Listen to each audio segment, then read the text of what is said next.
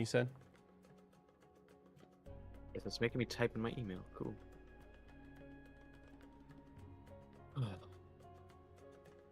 What's up?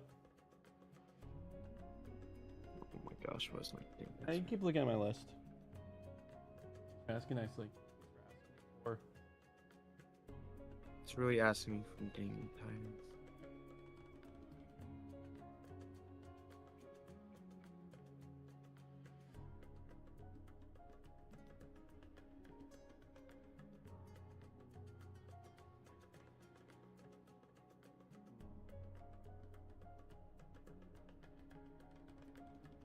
Ha! My account's been suspended for putting too many passwords in. Cool. that's like every time I go onto my Windows because I'm not playing Uno. This game sucks. You're not playing Uno? Alright, Char. Go ahead and start, my friend. He got count protected lock, and sounds like it's just not worth going through the hassle right now.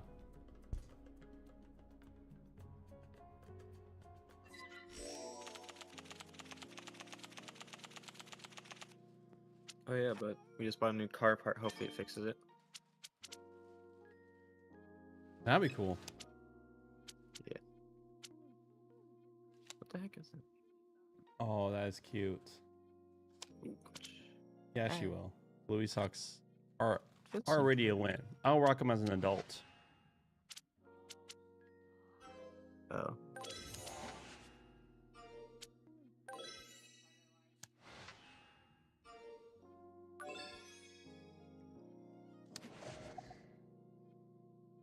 If they're like wool and like all the fancy, I'm an adult with exquisite taste. I have not taken a turn yet, Char. I have been skipped by you.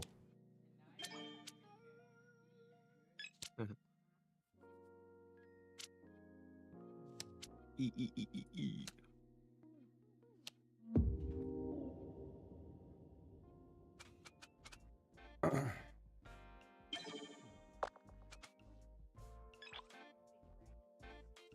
Oh, nice.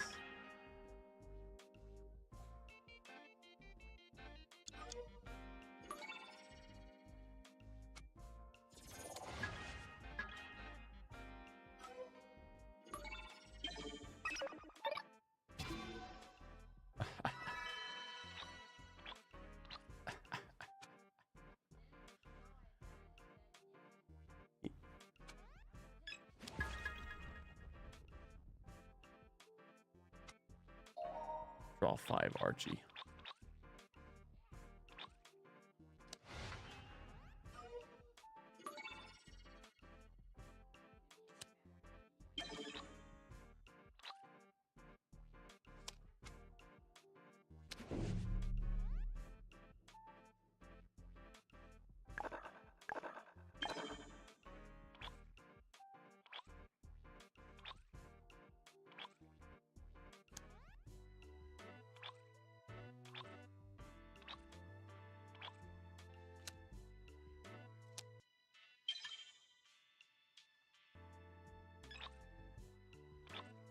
Hmm.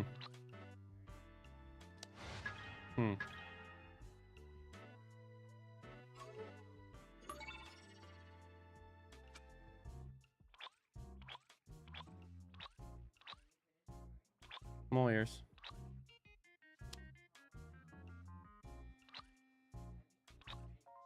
Yeah. There.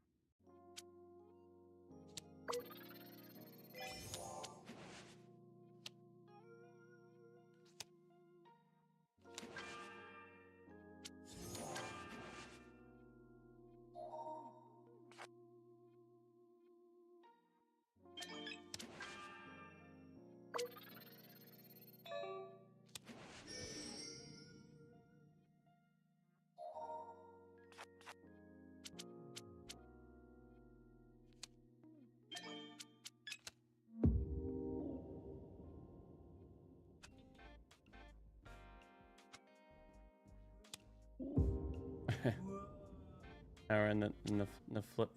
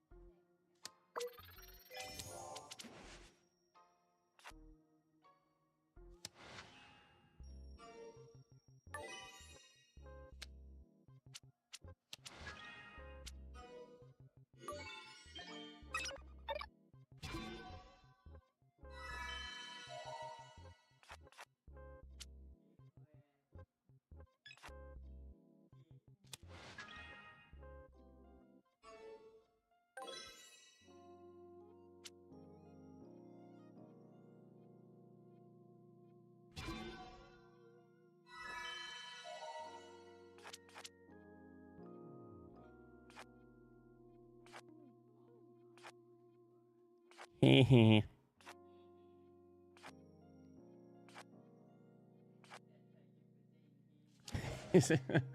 Karma's quick there.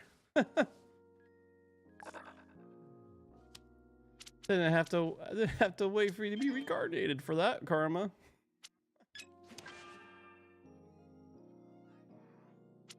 If reincarnation was a thing.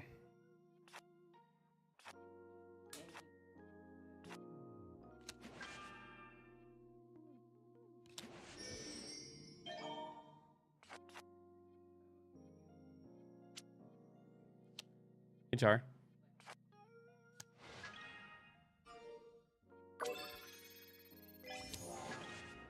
I don't know.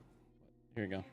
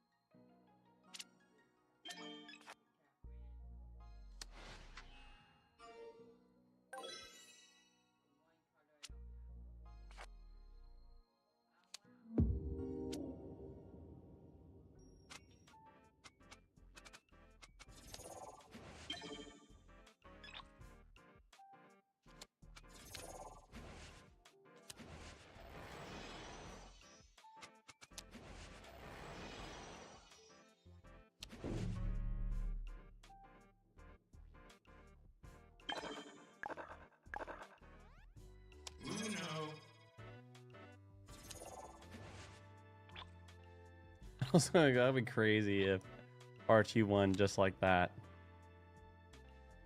It'd be like the AIs are working together.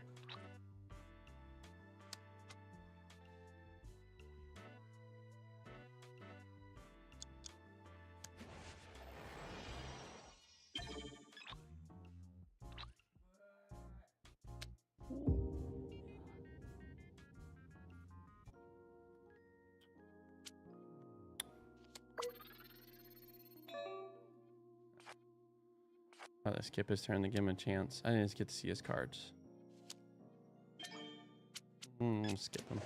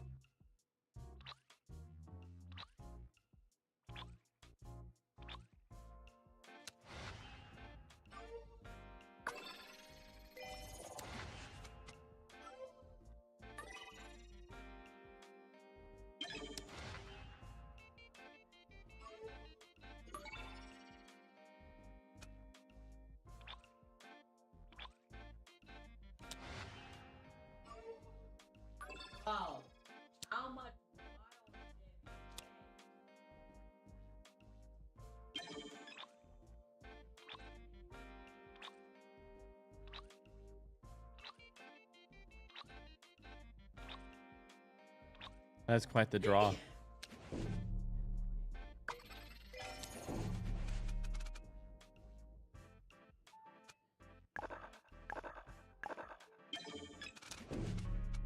So?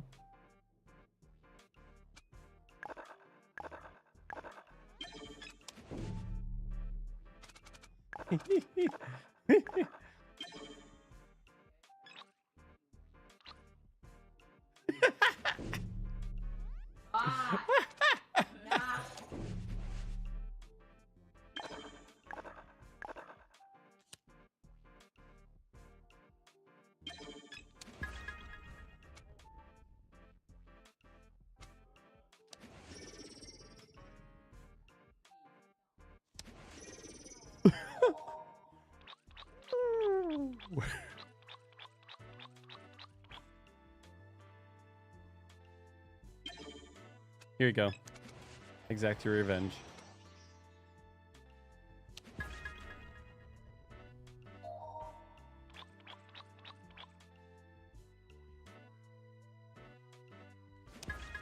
Ooh.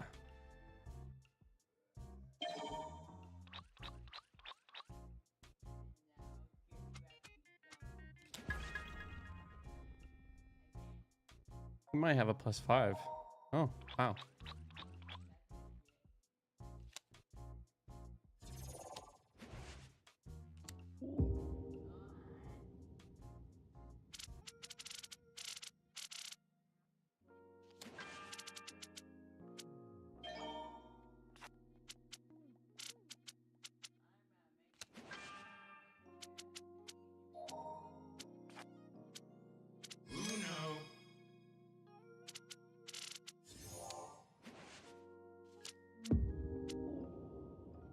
Oh, that's game. Wow, if we're playing a 500 match game char, Archie would have won like that.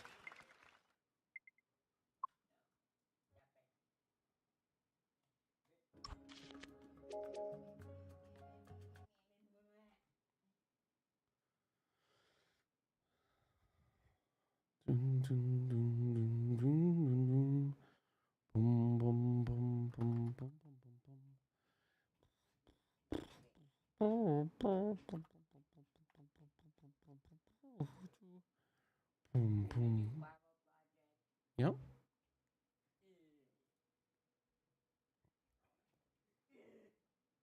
Okay, we just finished Romans, so now we're in First Corinthians.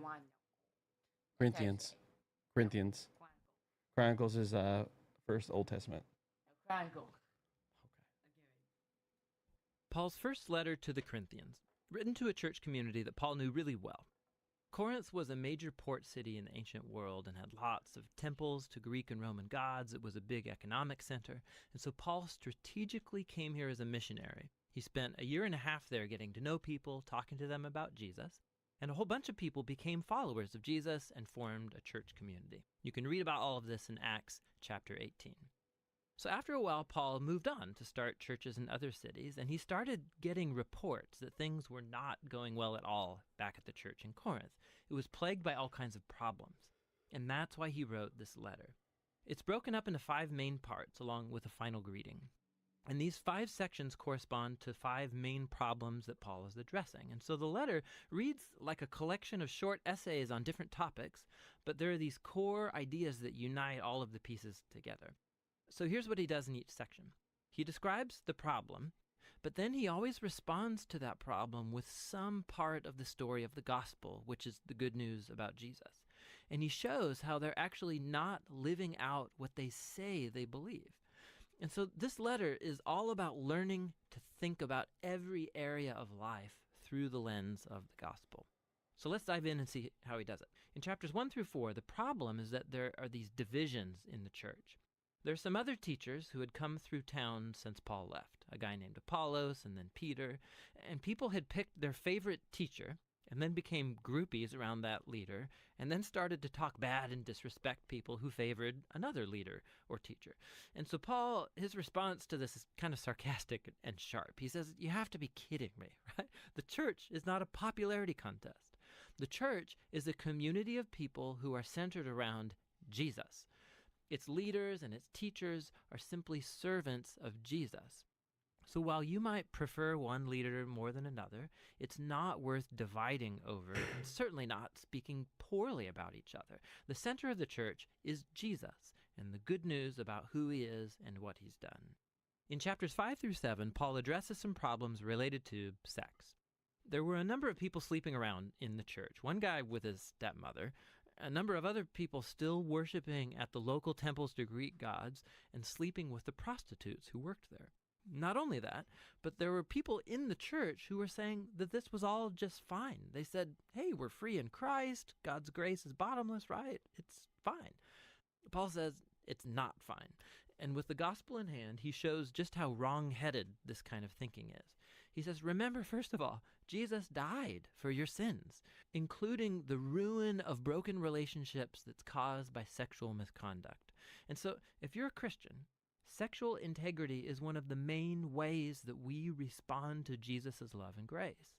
Paul also reminds them that just as Jesus was physically raised from the dead, so our bodies will be raised from the dead, which means this. If your body is being redeemed by Jesus now and in the future, then what you do with your body matters. It matters a lot.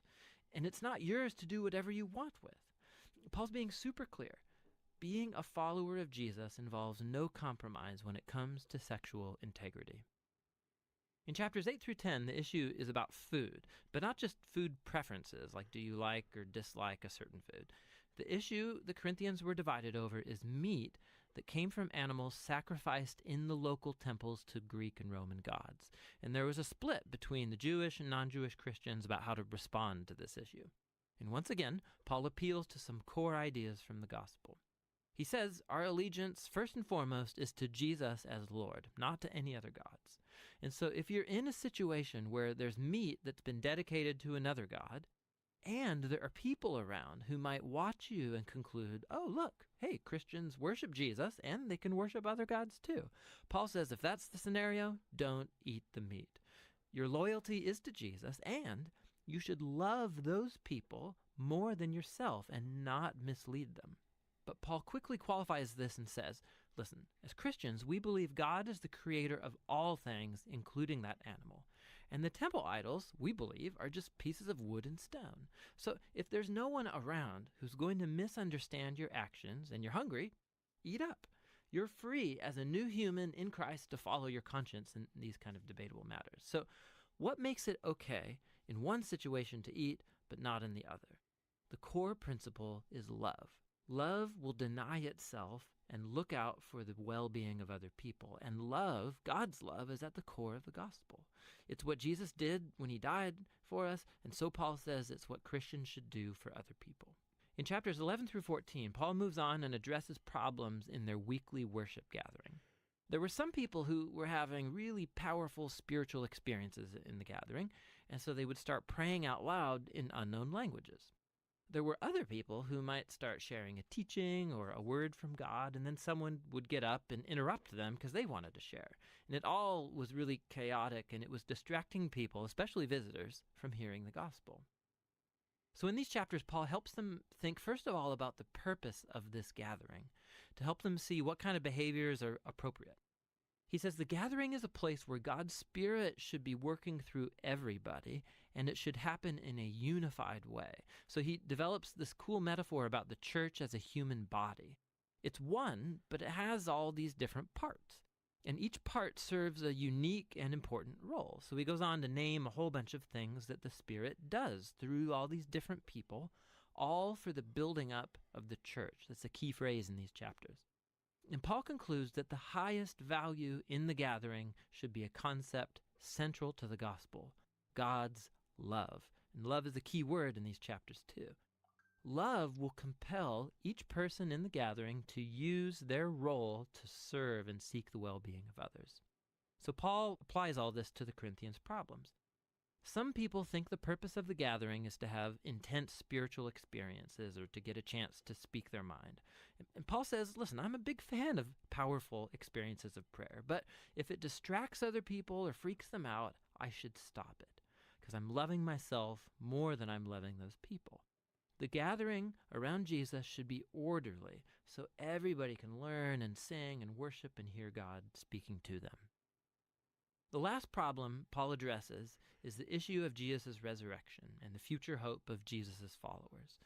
There were some people in the church who were saying that the idea of resurrection is ridiculous and doesn't really matter to being a Christian. And Paul reacts to this big time. He begins by saying that the resurrection is an indispensable part of the gospel. We believe in it because of the hundreds of eyewitnesses that saw Jesus alive in a physical body after being publicly executed by the Romans. If Jesus didn't rise from the dead, Paul says, then his death was meaningless. We are all still lost in our sin and selfishness. We should just stop being Christians. Paul then shows in detail how the resurrection was Jesus' victory over death and evil, how it's a source of life and power for us now in the present, and how it's a promise of future hope for the whole world. It's because of the resurrection that we have a reason to be unified around Jesus. It's the reason we have motivation for sexual integrity. It's the source of power for loving other people more than ourselves. And ultimately, it's our hope for victory over death. And so, Paul concludes, we do believe Jesus was raised from the dead, which means this. The gospel is not just moral advice or a recipe for private spirituality. It's an announcement about Jesus that opens up a whole new reality. And that's what 1 Corinthians is all about, seeing every part of life through the lens of that gospel.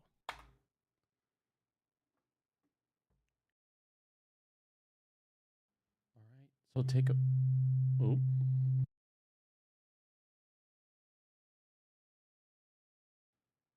All right, so takeaway.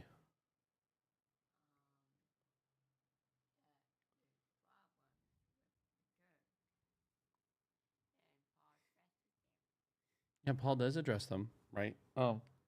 What's the lens that we got to see all, right? All like human through the gospel. And so first, let's just go through the 5 things that were going on. So what kind of division that was happening?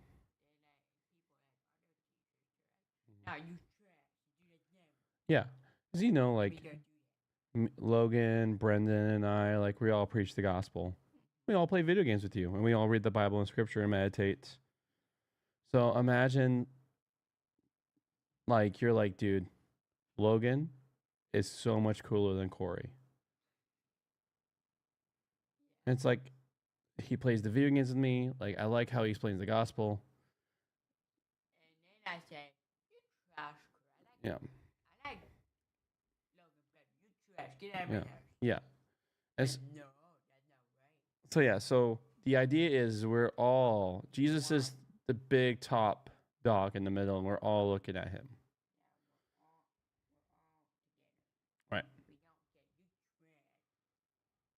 So this is here people having relationships from beyond their wives.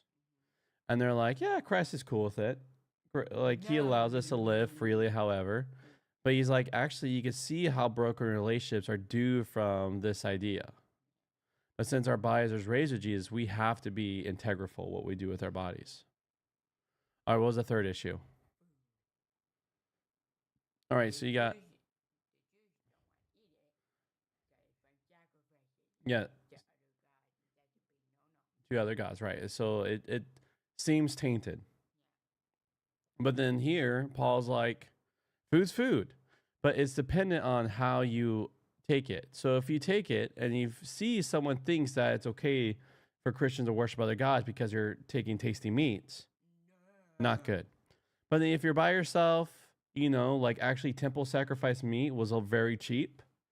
So you're by yourself, you're hungry, you're with a group who completely has security in King Jesus, totally fine to eat. Then in the gathering, you have people who are speaking over each other. And how is that not okay?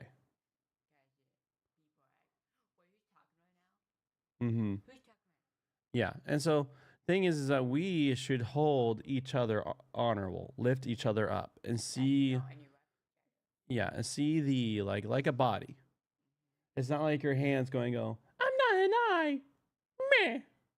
And you'll see your eye go, I'm not an ear. Meh. It's each part has to do their part in the body to live, have a fully have a living experience. Now the resurrection. So people Yeah. Because they're not seeing like people were dying and staying dead. They were not seeing the Because you have to wait. Mm-hmm. So, yeah, so we're waiting for our resurrection. So there's hope for the world. What's the point living? Yeah, what's the point of clinging to King Jesus? Yeah, what's the point living at that point? Because remember, when Jesus was declared guilty by saying he's another king, he is the Messiah, he is God. If he would have stayed dead, What's the point? his rule will be like the charge will be like still on him. But he proved the charge was, yep, he proved it, and saying the charge was wrong by having victory over death and resurrection. All right, friend, we went through. We can start.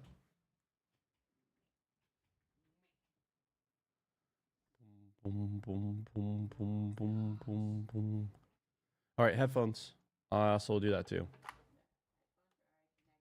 Nice. Let me put on my headphones.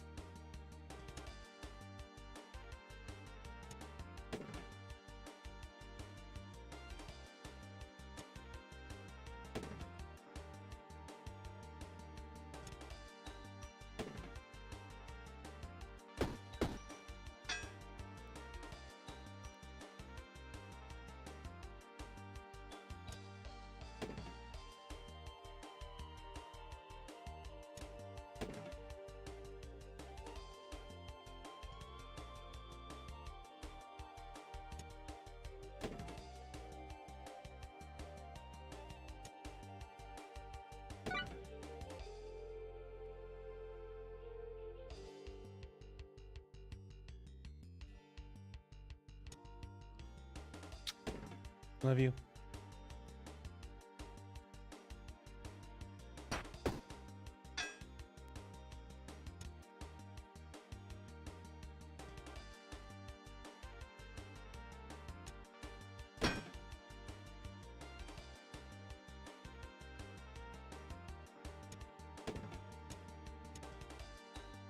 Oh.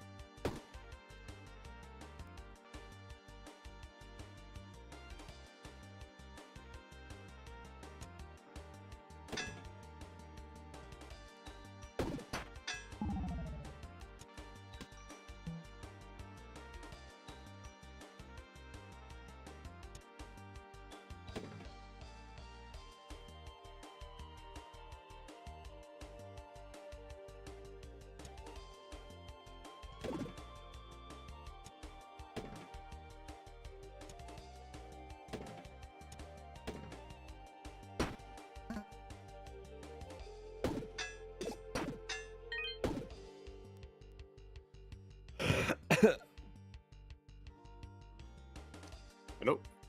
Hello. Hello. What are you doing? What am I doing? Or how am I Doing doing? Children of Morta? I was doing a run with Justin. Ah, He went to sleep. Justin. Yeah, we do the family trial. I didn't know he played that game before. It's a road Or he game. must have just bought it. No, I use remote play. Did you just tell me what it was? Yeah, I know what Children of Morta is. I know. I'm saying I use the family trial, so I use remote play.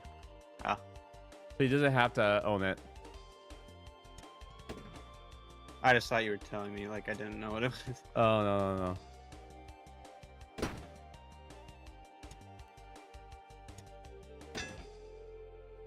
It's a pet peeve of mine when I don't know.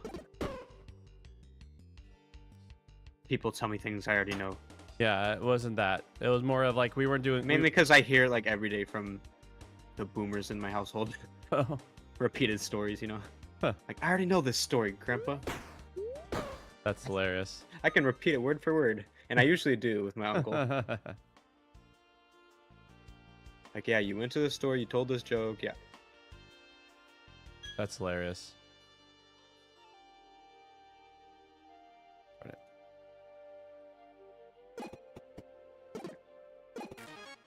Okay, this part is hard. Oh, okay.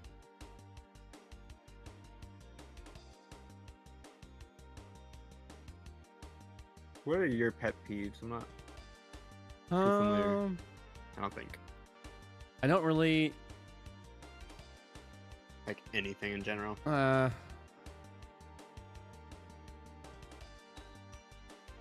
Let me think here. Yeah.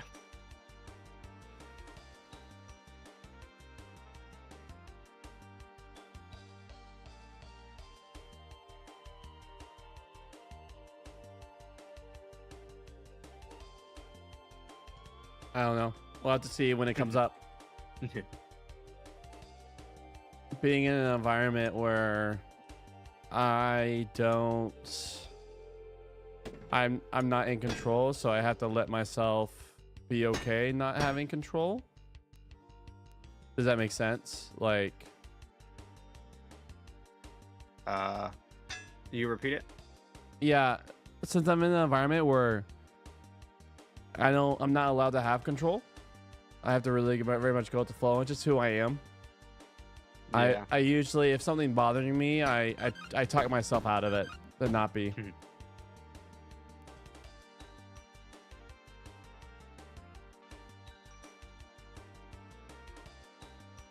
I mean, it doesn't have to be an ungodly pet peeve.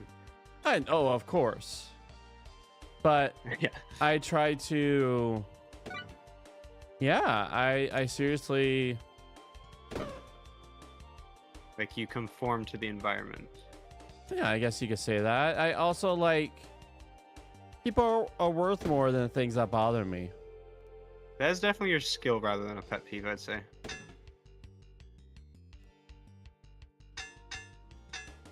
No? You mean as a skill rather than a pet peeve? I guess. Is that what you're In saying? some ways. In some way.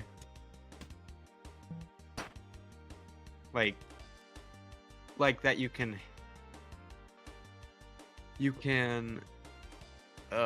what the heck is the term? Not migrate, but or not conform either, but I guess conform is for lack of a better term, just conform to the environment. I don't know if we're on the same page. I'm adaptable. Yeah. That's the You don't adapt, but that's true. you adapt it into your own way. Hmm. I don't know.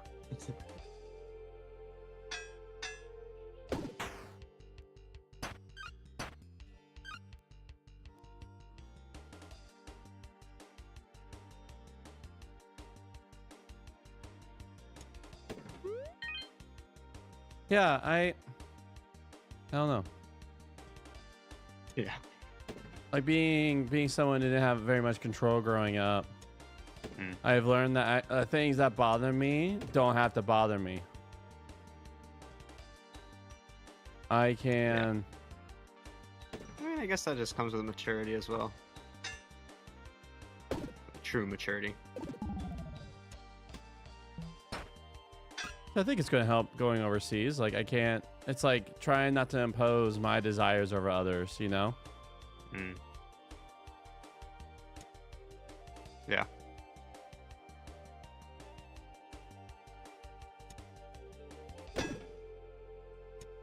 Especially, it helps a lot when we all have King Jesus.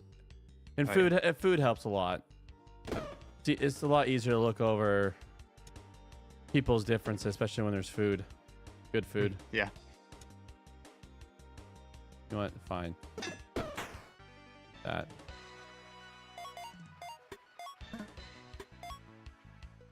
Oh, darn it. I think if someone,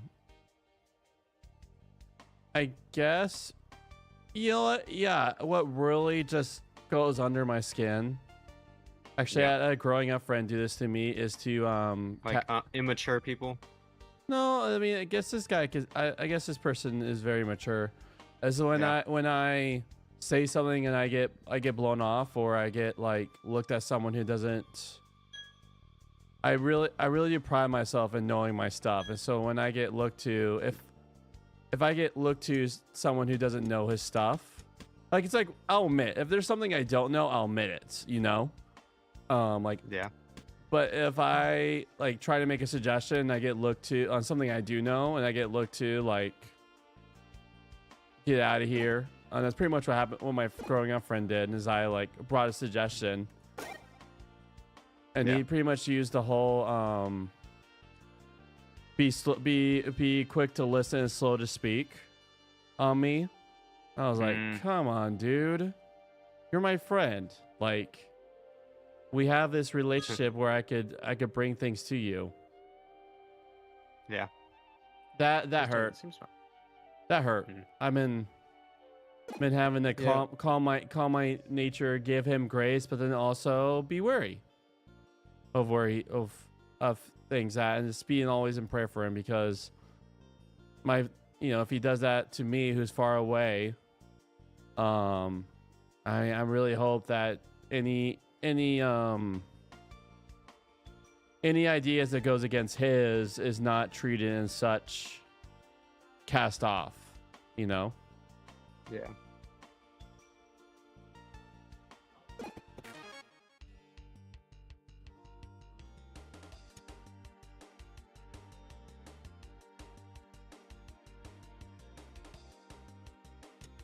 So yeah. I mean, I was talking to someone earlier online and was talking about like the origins of Halloween and how it's not a pagan religion actually.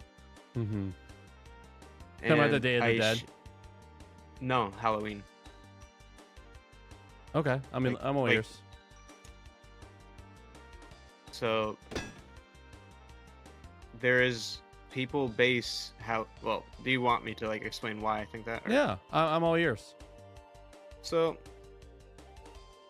there is, it's called Salem, I think, is a old November 1st practice of what is it? It's some holiday that people think is based on Halloween is based on. Hmm. But there's literally no evidence for that. Hmm. And you know,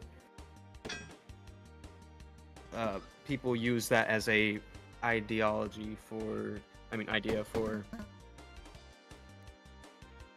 Halloween being satanic or whatever, right? Yeah.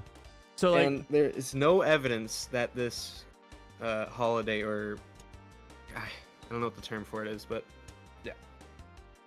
so that has anything to do with Halloween. interesting. So people who even use it to practice, let's say, who actually do use it to practice Wiccan, Mhm. you'll say Halloween has no connection to what they thought it's connected to.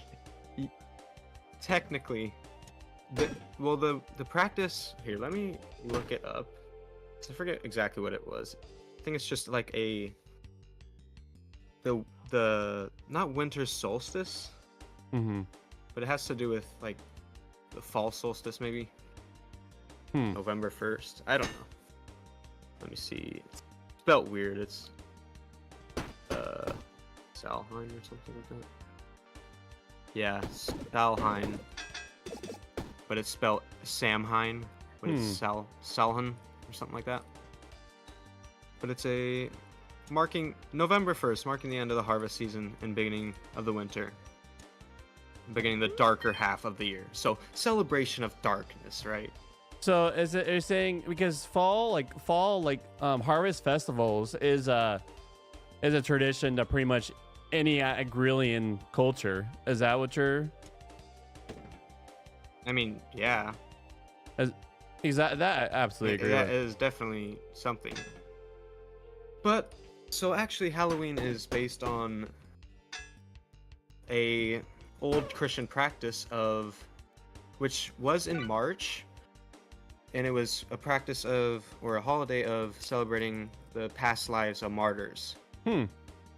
So all saints, all martyrs that died for their faith, and it was a celebration for them. Like we thank these people for what they did. And that was a holiday. And I don't know much of the history of it, but eventually United States started taking all these practices and, you know, migration, and it all kind of came together into this Halloween thing. And I think they changed it from March, like really early on, before United States, onto like late October, maybe even November. For some reason, I forget why.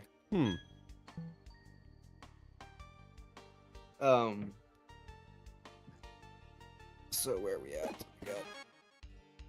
Yeah, they did that, and United States started doing this practice Halloween, and it's literally just a holiday of dressing up as your favorite princess or superhero or whatever, and giving out candy, and there's nothing satanic about that. Yeah. Which is I don't like how people use that as a thing for kids to have fun as a satanic thing. Yeah. Yeah, that's interesting. Yeah, I definitely grew up with the with family that wouldn't like I couldn't go out to Halloween. Yeah. I mean, I understand it. Yeah. It makes sense. Especially with all the pop culture imagery, you know, like you legitimately do have movies that do portray that image, even though for your argument is saying it's revisionist history. That's pretty much what your argument is, that it's revisionist history. But a lot of movies do portray that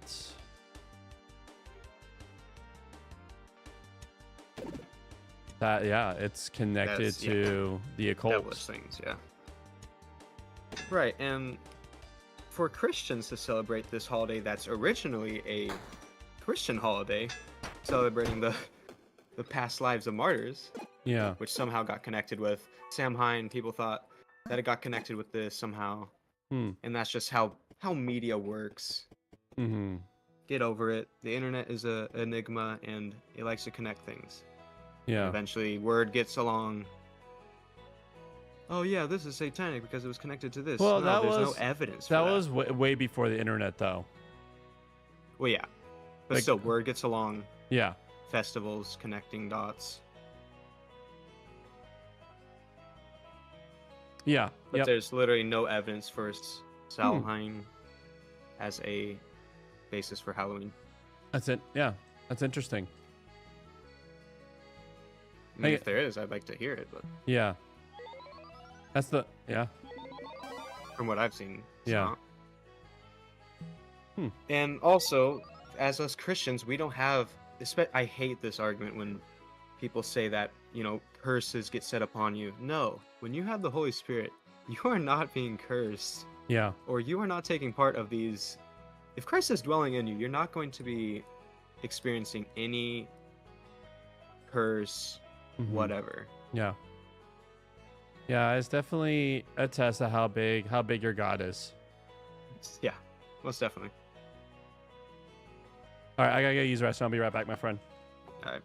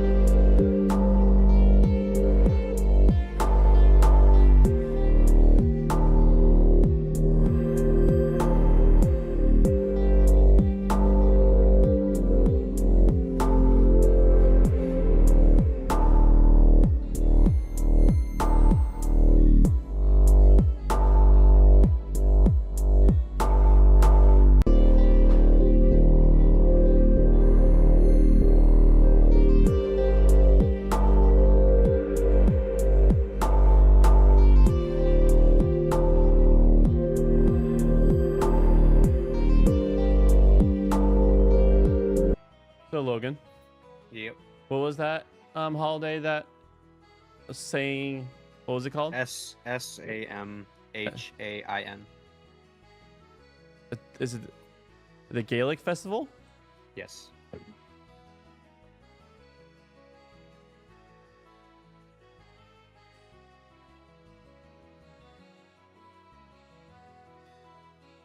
Origins, date, and how to properly celebrate. Celtic festival.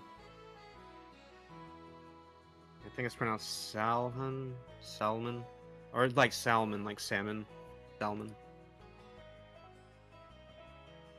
Has also the So weird. origins of other fall holidays, including All Saints Days and Dia de los Muertos. Yeah. Hmm. Yeah, they just get correlated together because they're so close. Okay, so it does have, if it has this root, this does have pagan. This holiday itself has pagan roots. Yeah, the holiday itself is pagan.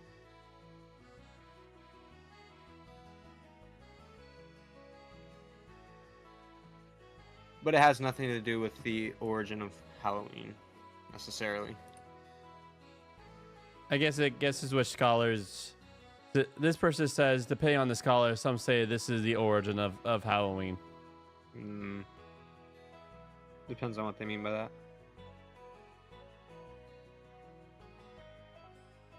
This person argues actually most scholars. Hmm. But that is on the Cake website, so Well, check out the history. Oh, dude, this dude's full druid for this event.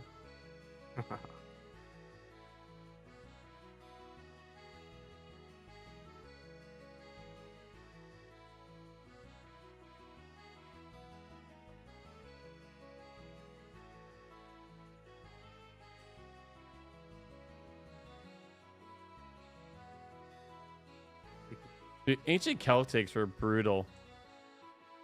I bet. Like the druids, like, That's where my blood comes from. well, there's definitely some of that blood for the blood god in that. But there's a scholar, Ronald Hutton, Mm-hmm. that claims there's no evidence Halloween came from that Mm. festival or harvest.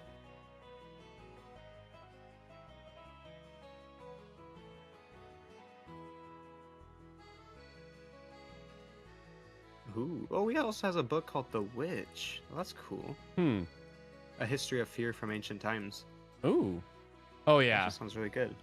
Dude, even like a lot of like our ancient writers like Martin Luther and them, like there was legitimately fear, like a legitimate spiritual fear about like the what's out there in the bush, pretty much. Yeah. There's actually a really good movie that you need to watch called The Witch. Hmm. Definitely one of the better contemporary movies. The Stations of the Sun.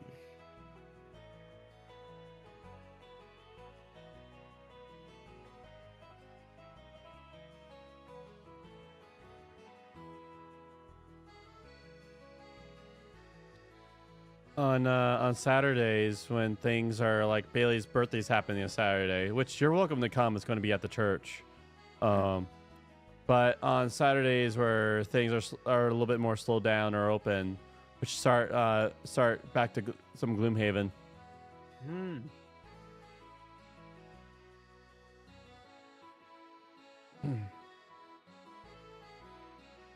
Maybe more for the evening. Just during the day, during the summer, on Saturdays, I'm hoping to take Bailey swimming and stuff like that.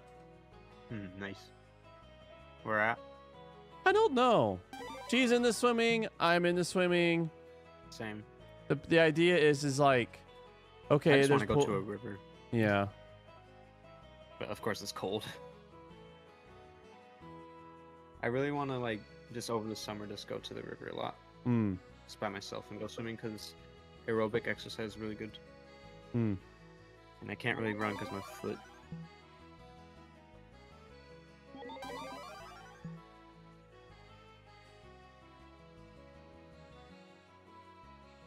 This novelist I read actually, well, he has a book called Novelist as a Vocation. Hmm. and I've read one of his books. I don't like them because he touches on some themes Hmm. that are not good. Yeah. But his books are, well, I have his book called Novelist as a Vocation, which is kind of a biography, kind of Hmm. how he operates as a novelist as a vocation. Hmm. And one of my favorite things from him is he goes on a like 10-kilometer or 10-mile run every single morning, Hmm. which is a lot. Yeah. And that kind of just gives him the motivation. And there's actual studies based on aerobic exercise like swimming, running, that give you boost of creativity and just better brain operation, actually, Hmm. correlated with aerobic exercise. Yeah. And I've experienced it just from like running in the past. It's actually like my brain feels so much more clear. Hmm. For whatever reason, don't know why exactly, but yeah. Yeah. There's like actually bone conductive headphones that I'm looking at. Maybe like this, Bone I've, conductive headphones. yeah. So you put them on, they vibrate, and they actually transfer the sound through the vibration to your ear. Whoa. So they're, because of that, they're waterproof. There's actually ones that you can like take with you swimming. Oh, that's cool. Yeah. Oh, so it works in the water the best. Is that what they're for? No, I mean they They work in the water. they work in the water. Yeah, that too. Nice. That's cool. Is it like in your brain? No, it's like just like look at it like, you know, bone conduction headphones. Just Yeah. Google it.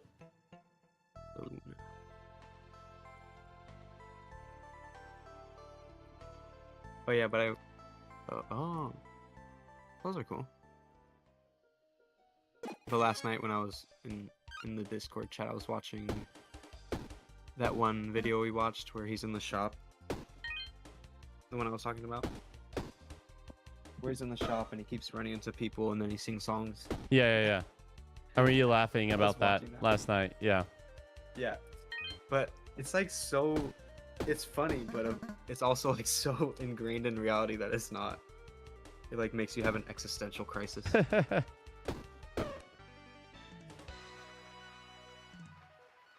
Like the coffee one, it's like, man, people actually act like this with coffee sometimes. Hmm. Like, I need my coffee. And then he's like, need. And then he goes in depth in that word. Yeah.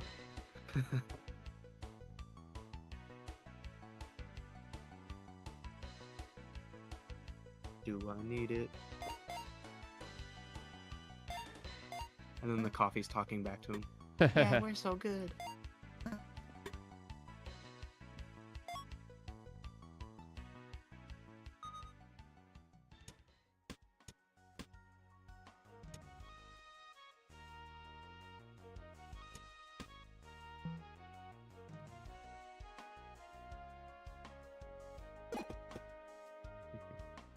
Oh gosh.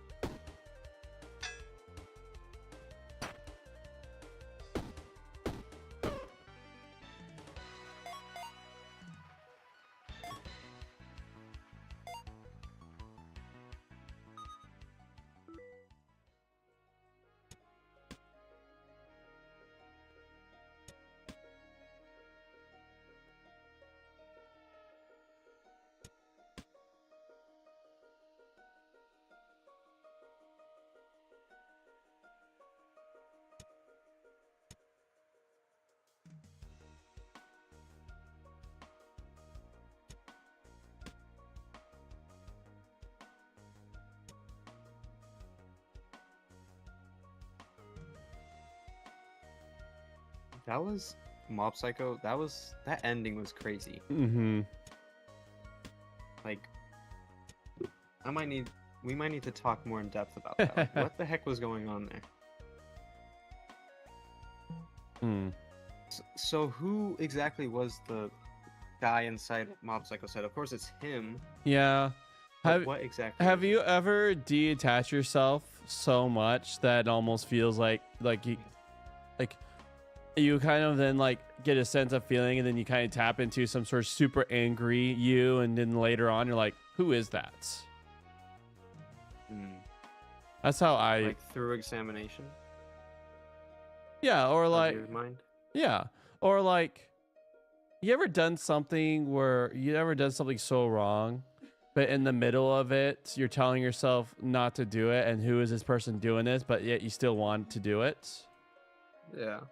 I think he was in that state, but it's very extreme. Yeah.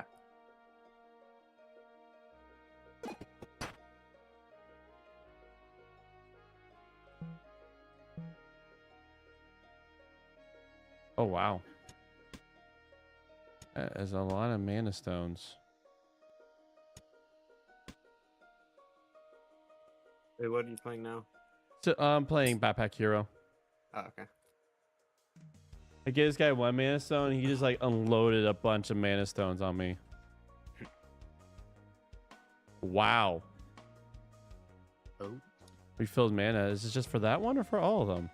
is that a squid on your back? Yeah, it's kind of like a transcendent skin. Oh, so you're not a mount or whatever that guy was. Yeah, so Yeah, like that guy now. yeah, so I'm the OG guy. Unused items. This is placed on are destroyed. Adds 1 mana to each space the destroyed item occupies. Oh, must be placed on an item. It empties mana each combat. Oops. Huh.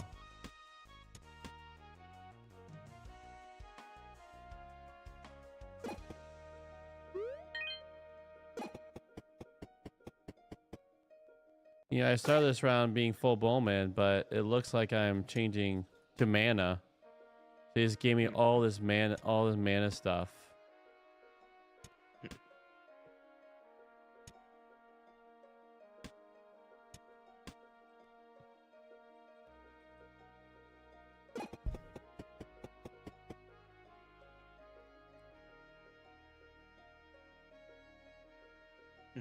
Mm. And just like that, I'm a spelder.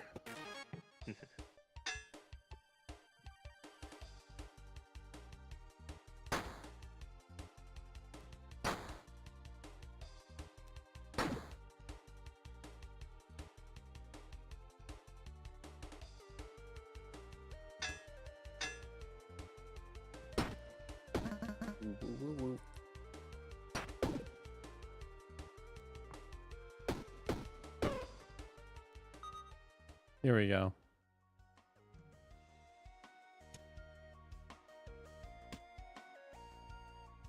All right. Sorry, Bo. Arrows. So I may need you guys until I actually get an active.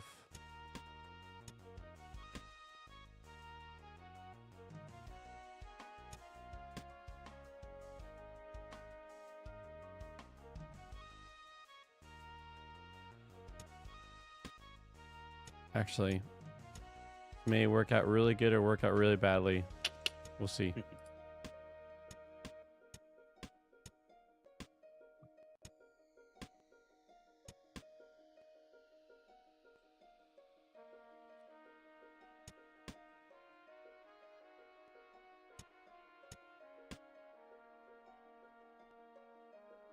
Yep.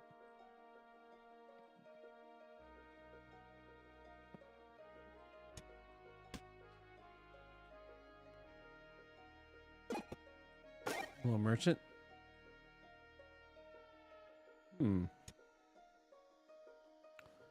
I'm guessing that cost almost there.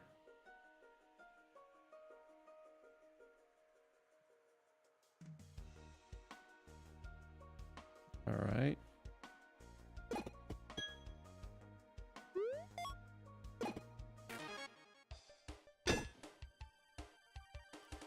Ba-bum, ba-bum.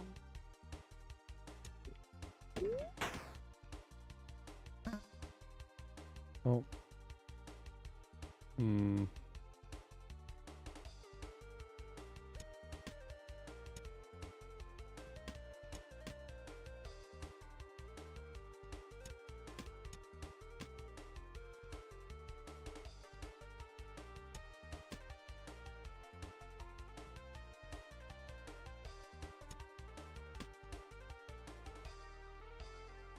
Okay.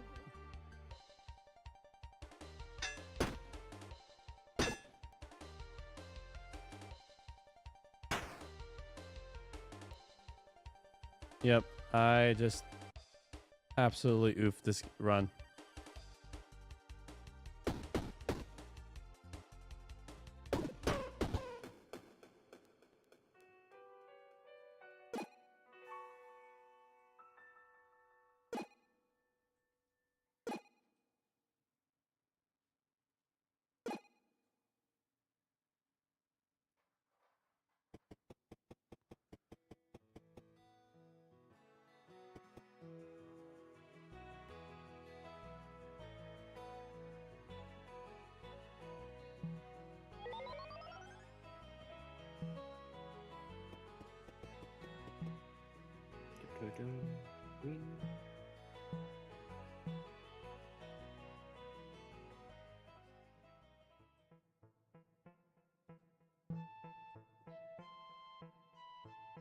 Ooh.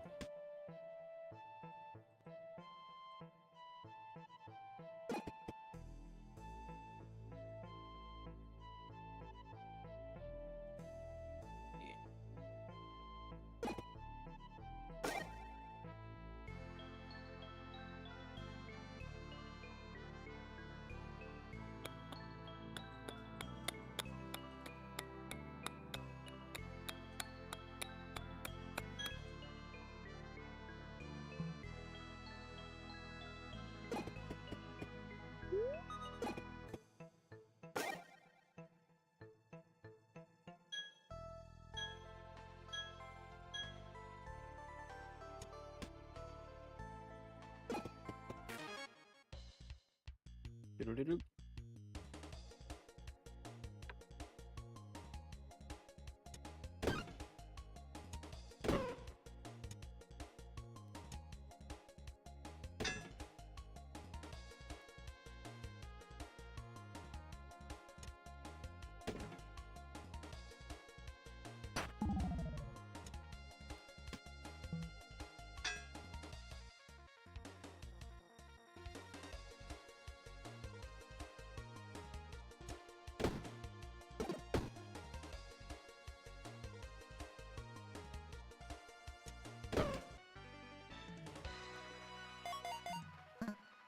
Boom, boom, boom.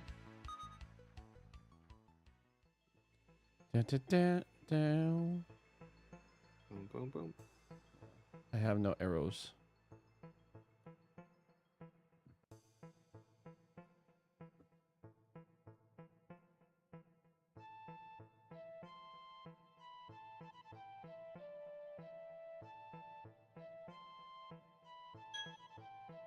Oh, I could take one more. Blag.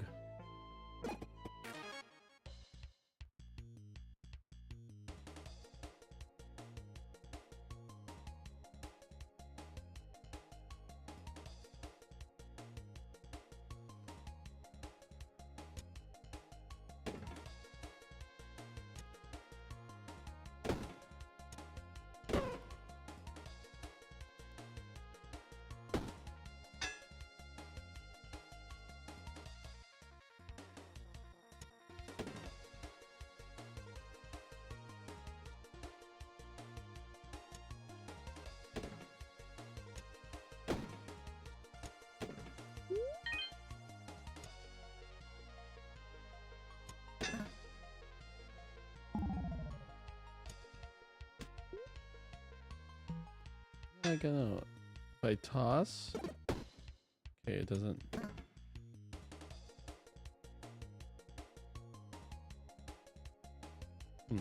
Okay.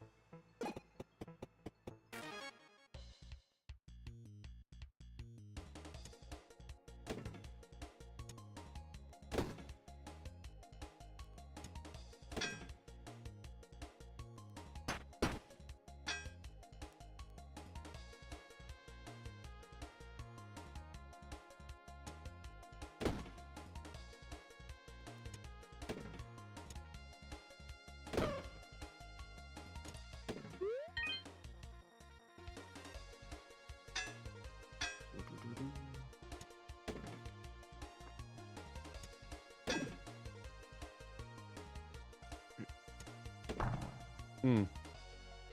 So completely. Oh. I should have tossed. Huh.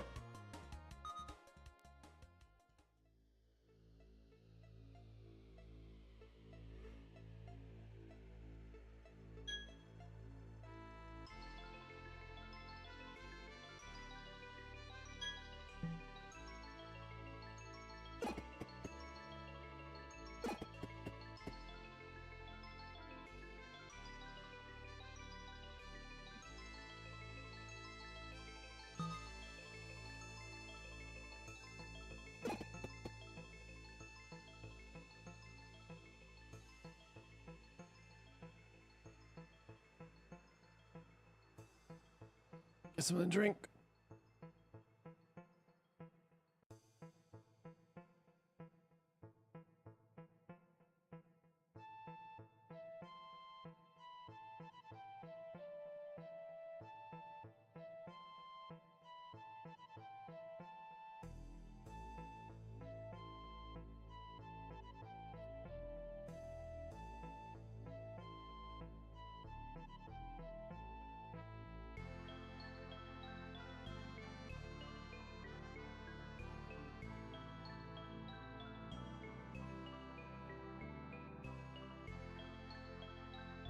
Hydrate. And we're getting close to time, by the way.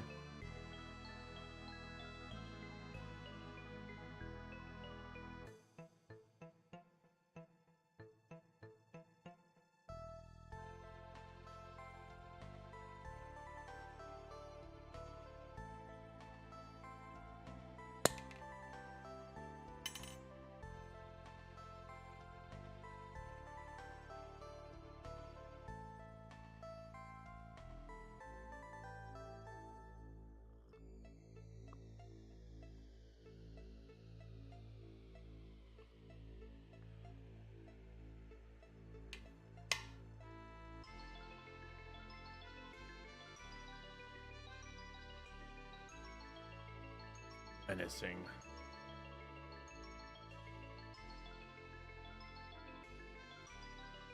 Man.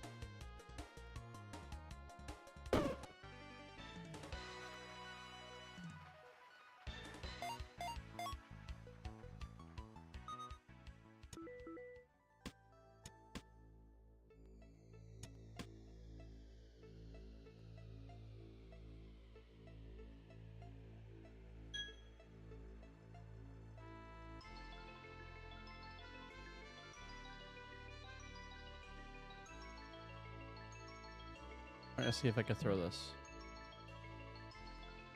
Oh, there's a lot going on here.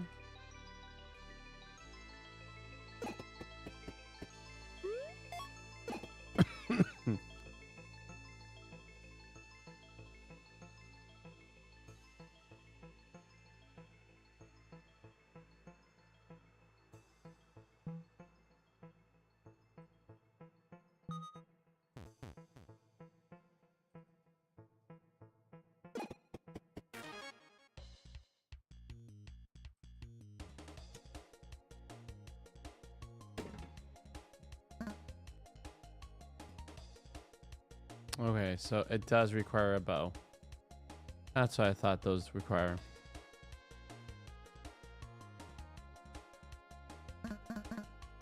I see.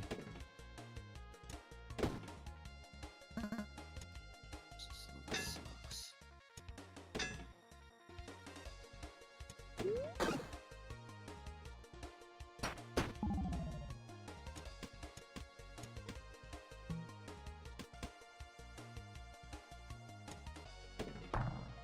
Oh, interesting.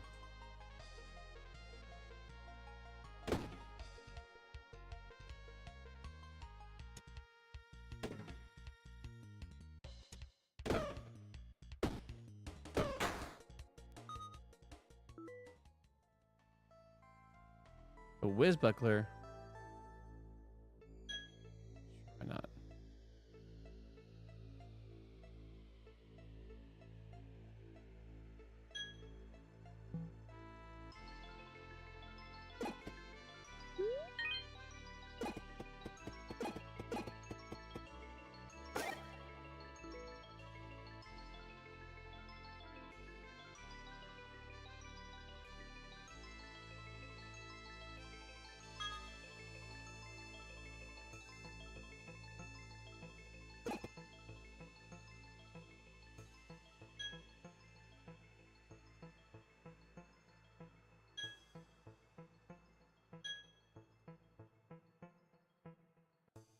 Oh, I did not want to click that.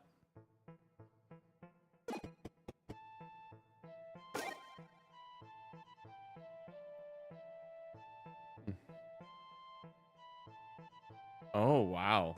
There we go. Starting to finally found the good stuff that makes.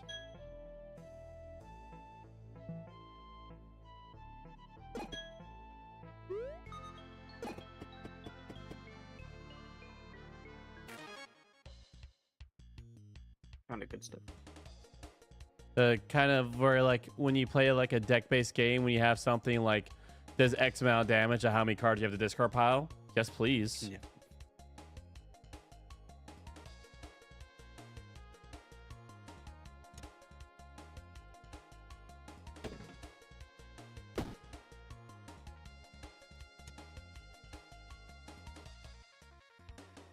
Darn.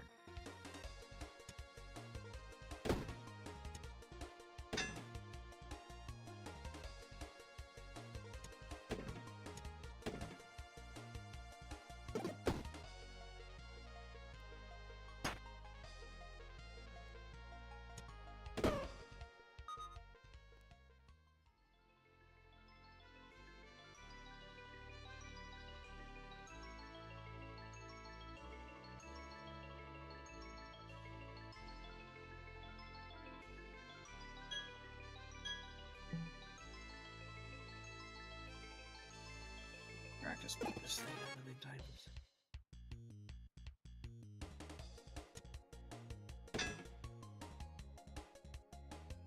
Oh yeah, but that game last night was really fun. I'm happy. I actually enjoyed it too. I definitely want to do more games, so I'm probably going to bring that again for next Thursday. Yeah. Be nice to See if know. they'll understand it now. Yeah, it'd be nice to know, like, be at the space where you just know what each piece, like, what each little section like does at the beginning of your turn. Yeah.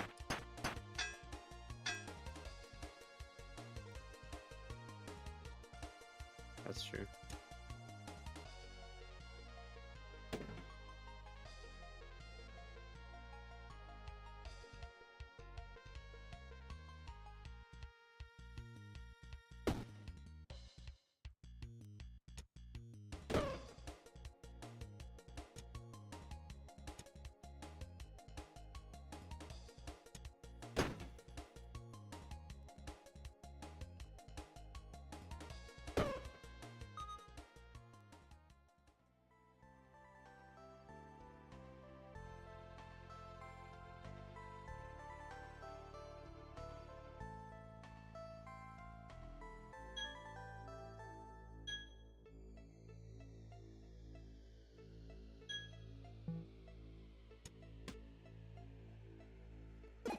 Here. Oh, that's the most attempts I've had on a level one forever.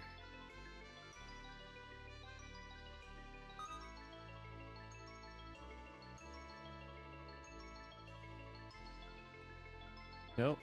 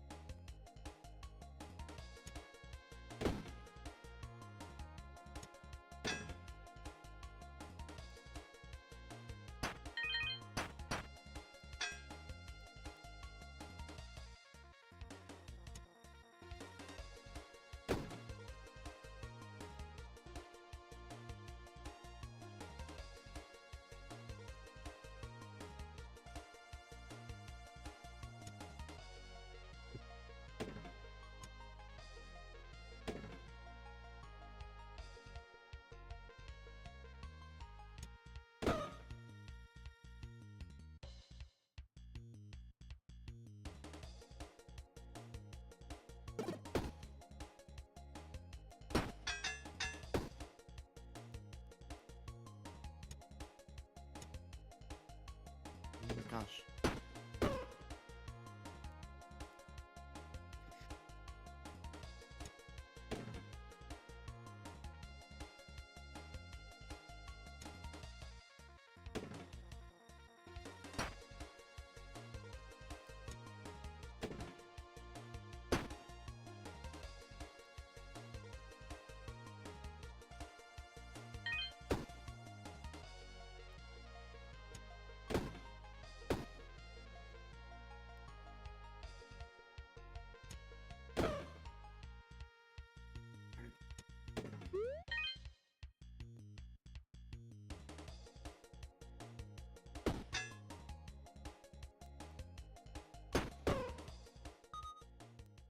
Hardest part of the level.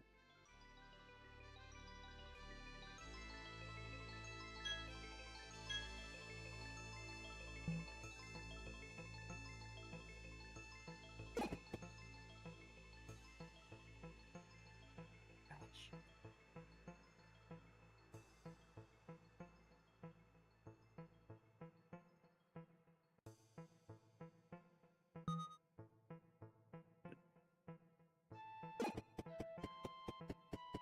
All right, chart. We're at time, my friend.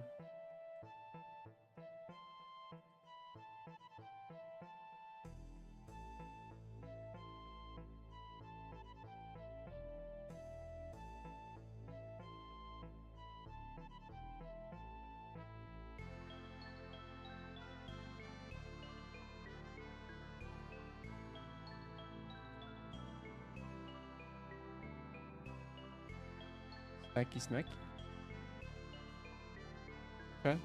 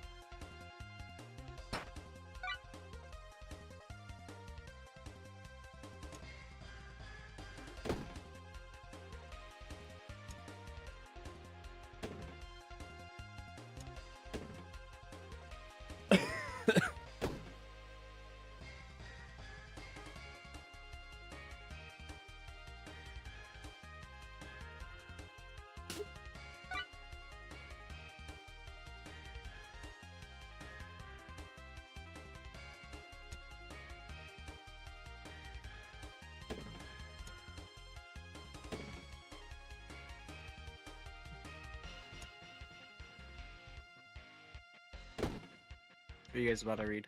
Yep, we are. What time is it? 2:30. Sorry, that time. Oh, and I was across, but dang it. Also, Here, I'll turn up the speakers, Tar.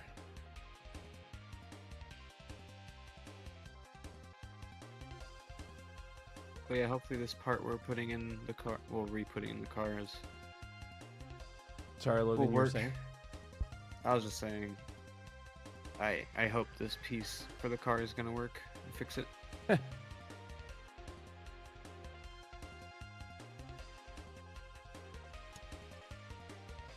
Or else. Oh, I keep dying at that part. Or else all is doomed. Nah.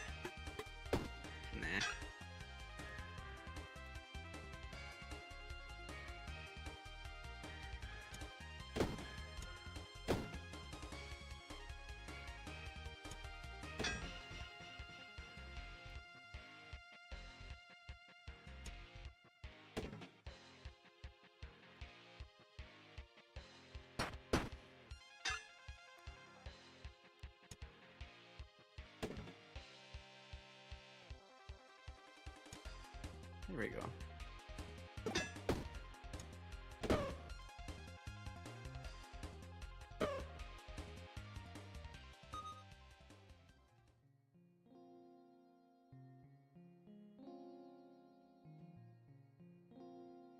Ooh, I like that song.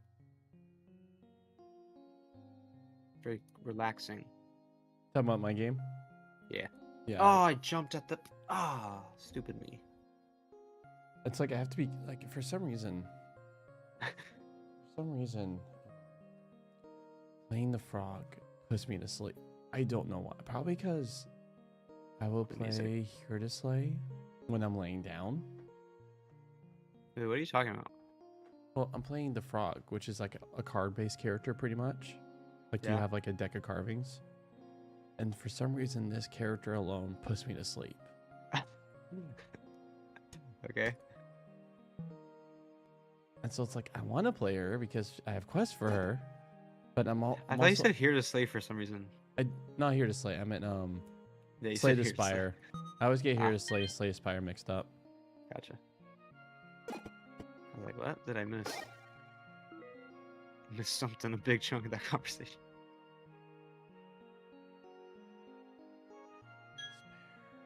Okay.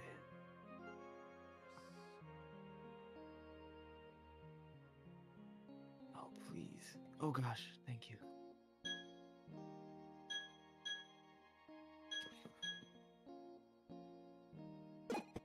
Oh, heck.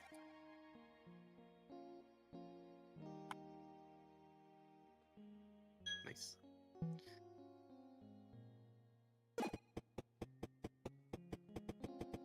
Yes, sir.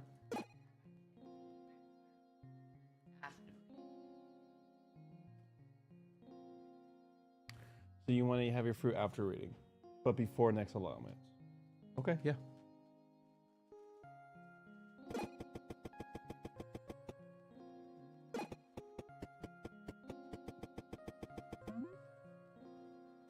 I'll just do this. Stupid. Enchanted Swamp.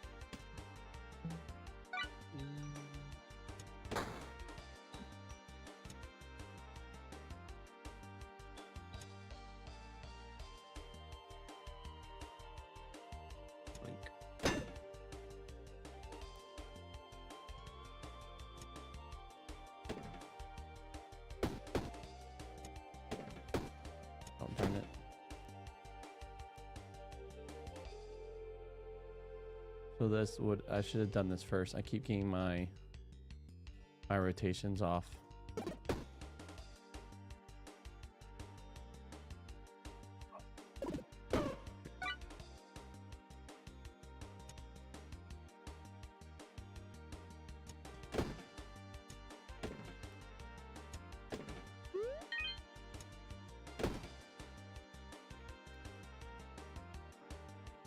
Yep, I messed up. Because what I have is I have this windmill which energy carries between turns. And then also now I have this where these are disabled because it added 2 energy at the very beginning. And so I've been running on surplus, which is awesome.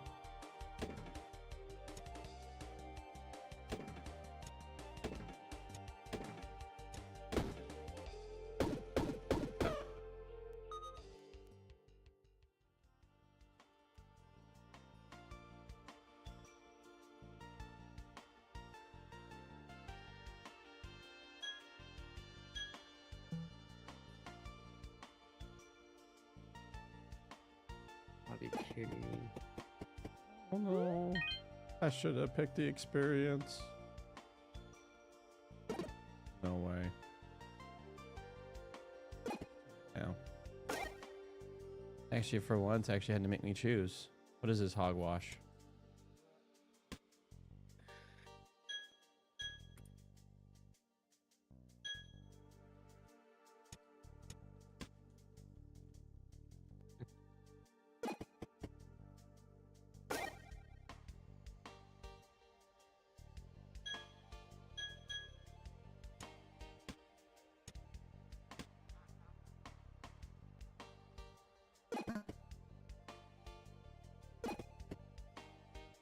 Care to do a trade?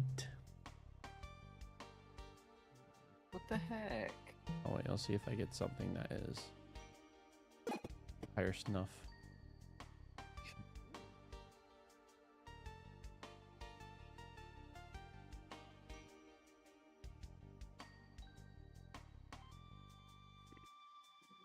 Ugh.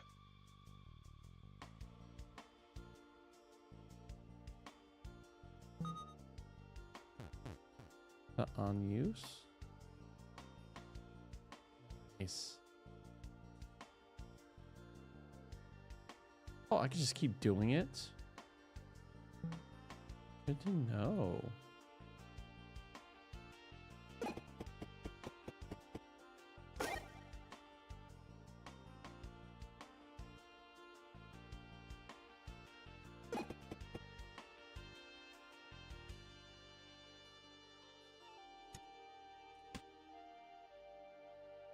Wow. I just suck at this game.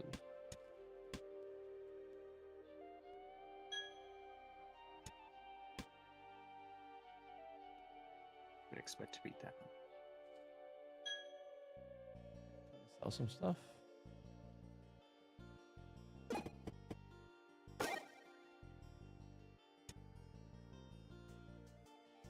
Oh. What are those?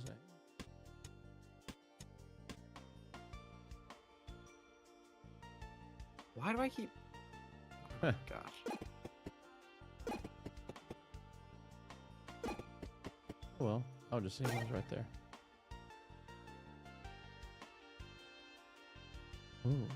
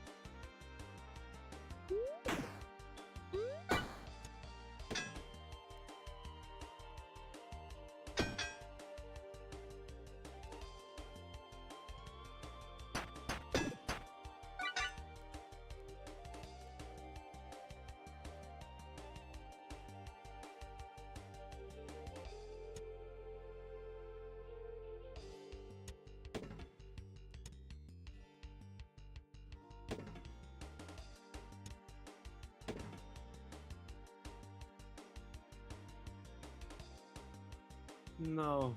No, I'm not doing that. Yeah. After you have to finish your fruit.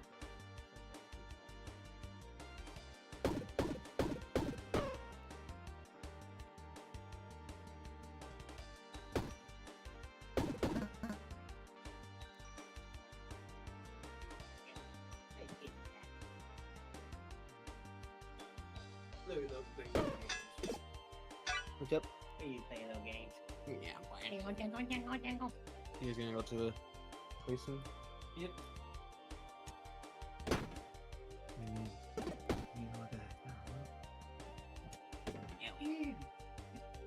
Come on, kitty cat. There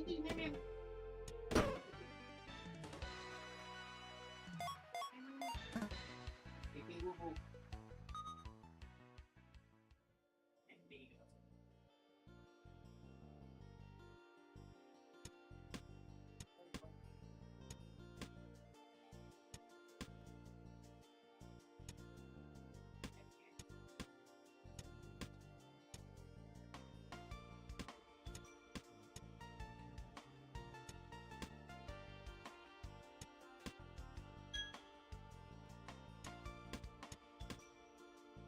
Oh, they are carving, so they go in my pool. Oh.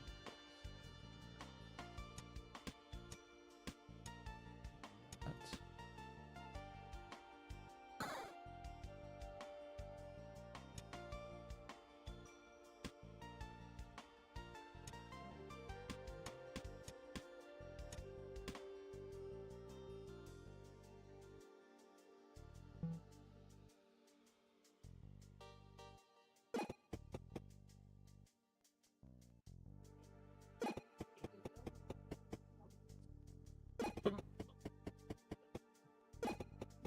Wait, this is the trader.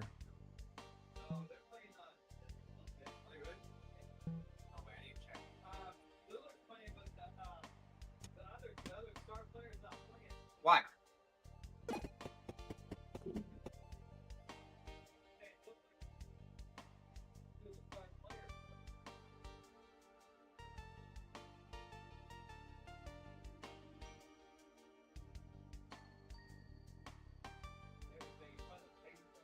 It's called the Enchanted Swamp.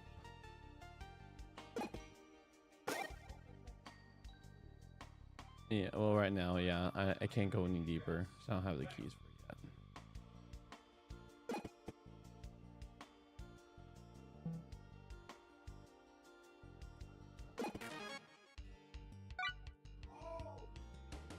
I have stuff to heal with.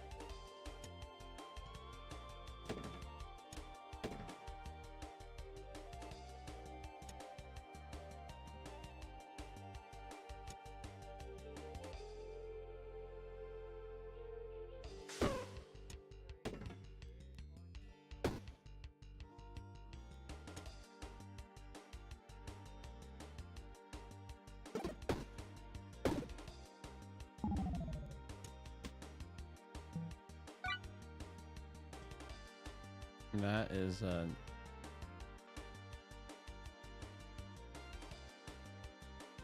big bad hex.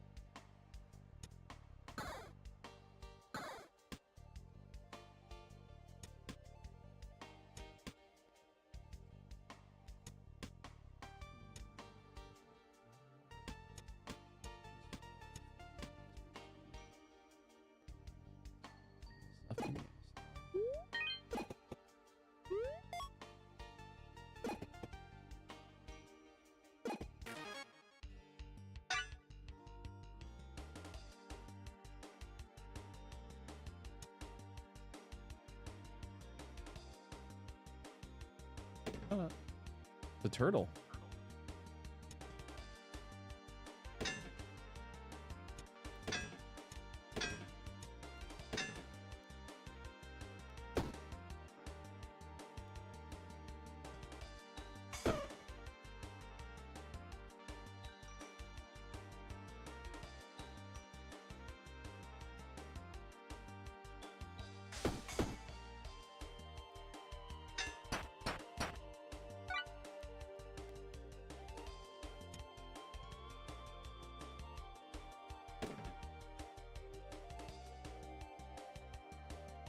Mushroom sword.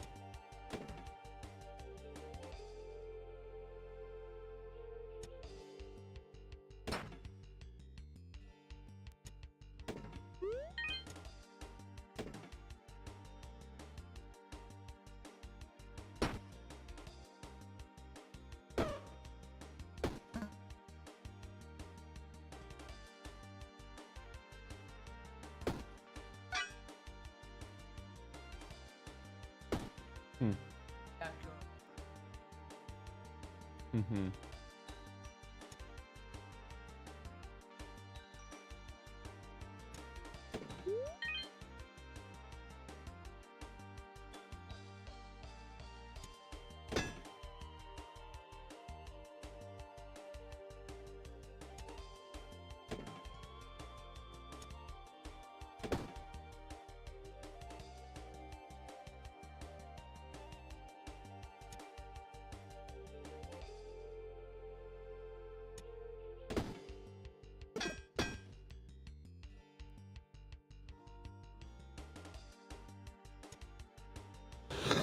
Mm.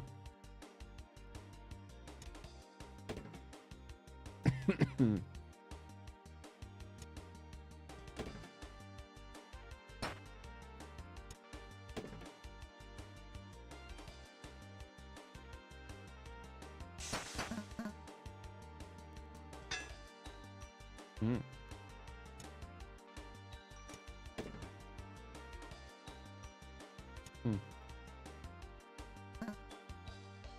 Mm.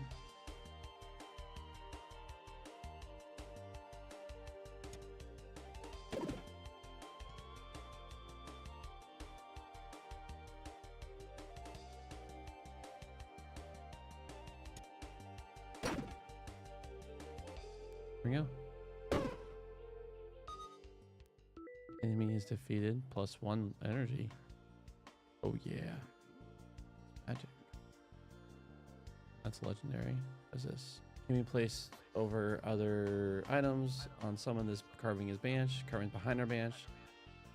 Space to banish.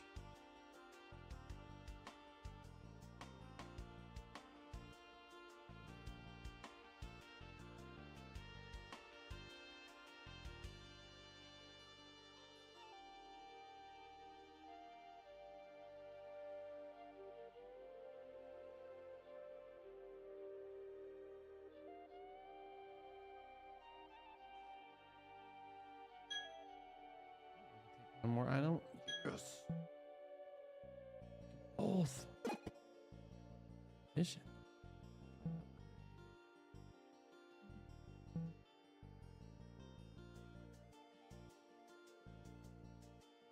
Nope.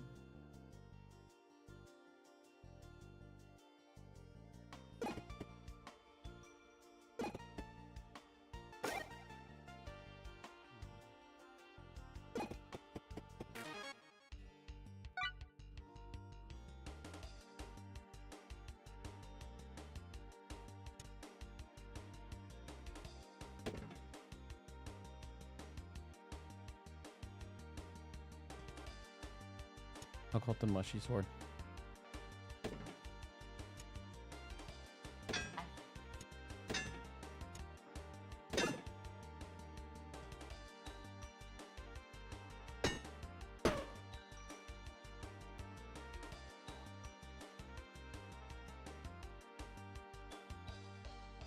Nope.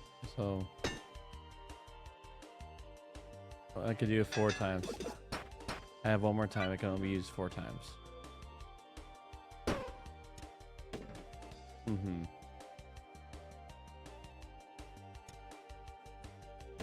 Pretty much.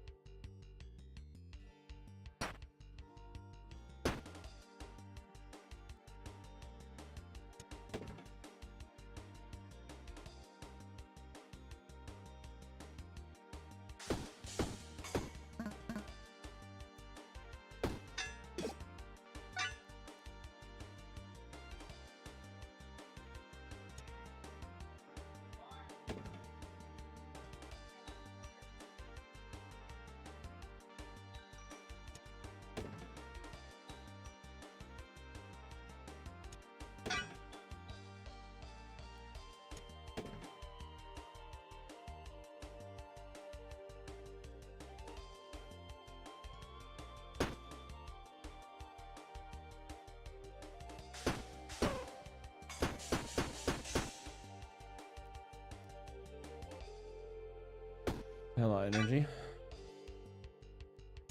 I had a lot of energy.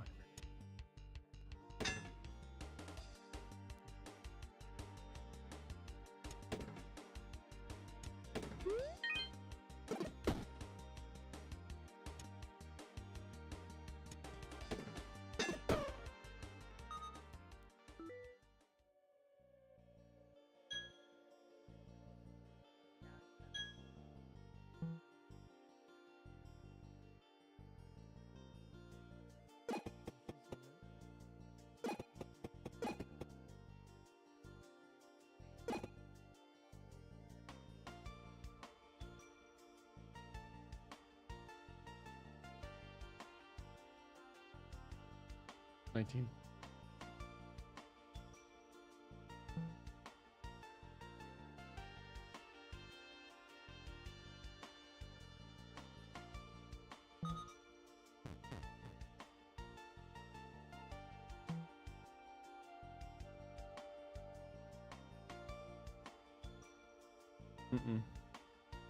I upgraded, but that's that.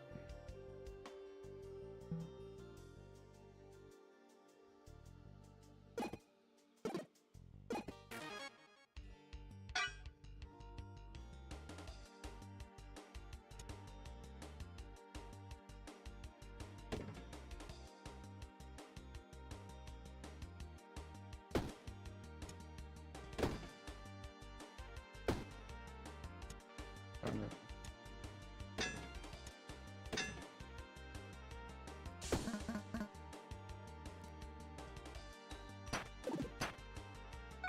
Is 253.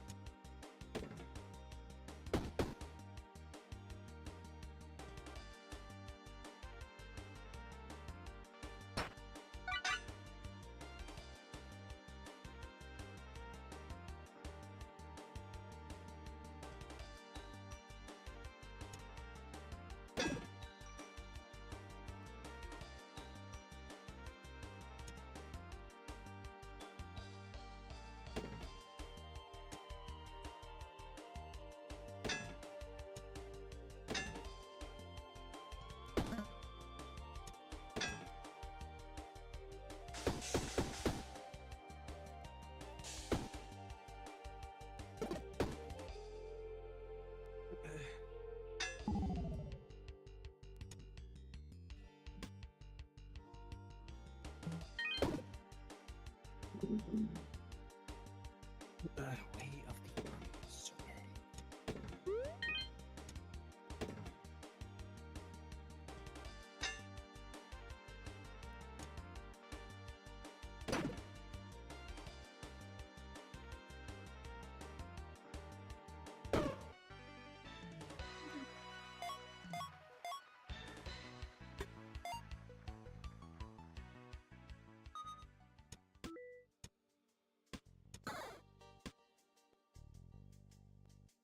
Dum, dum, dum, dum.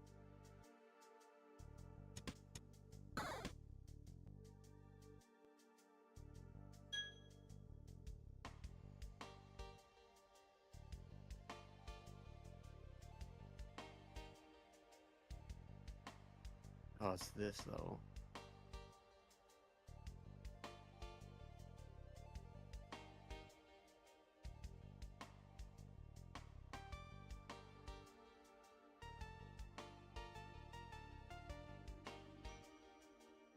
This level sucks.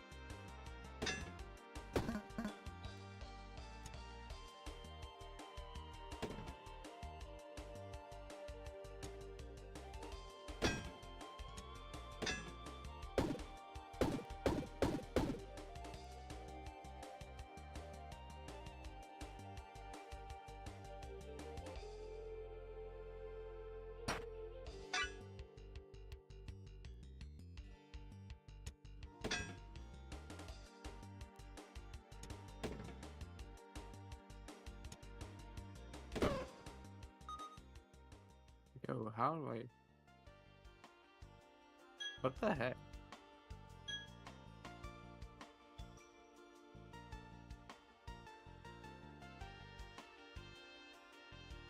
Oh, this level sucks.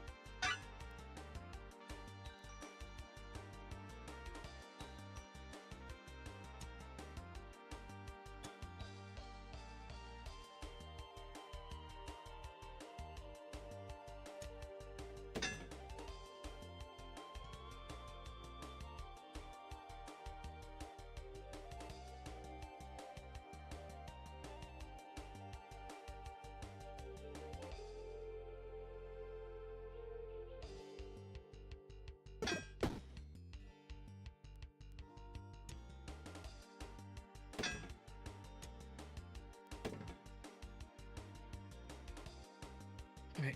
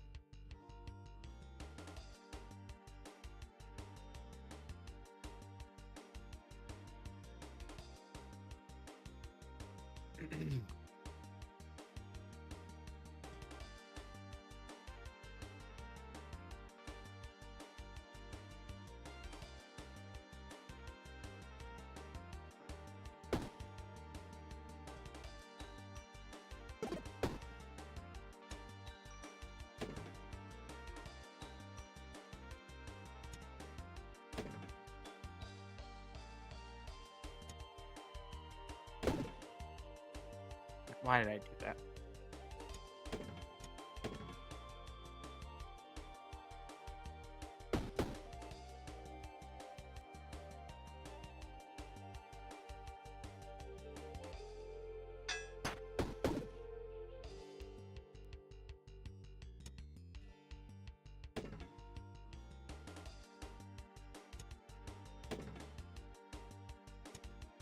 You're supposed to click that, but I'm dumb.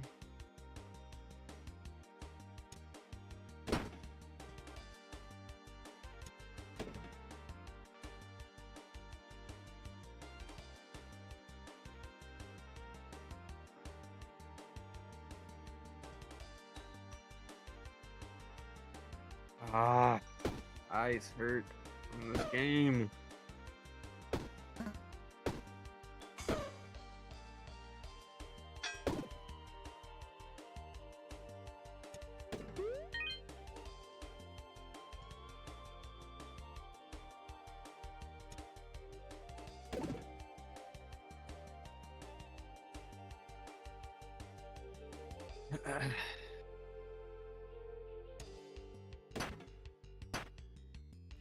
That's the one you're not supposed to click. Boom, boom, boom, boom, boom, boom, boom.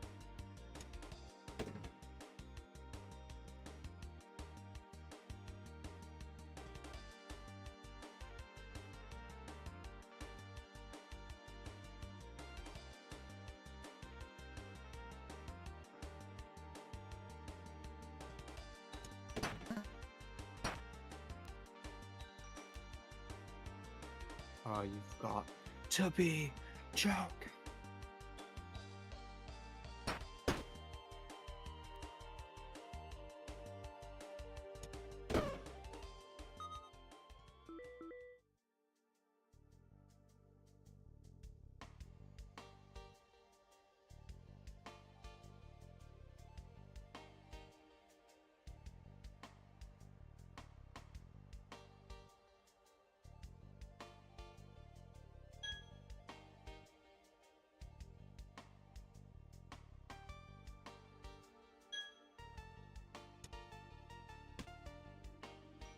What is wrong with me? Ah.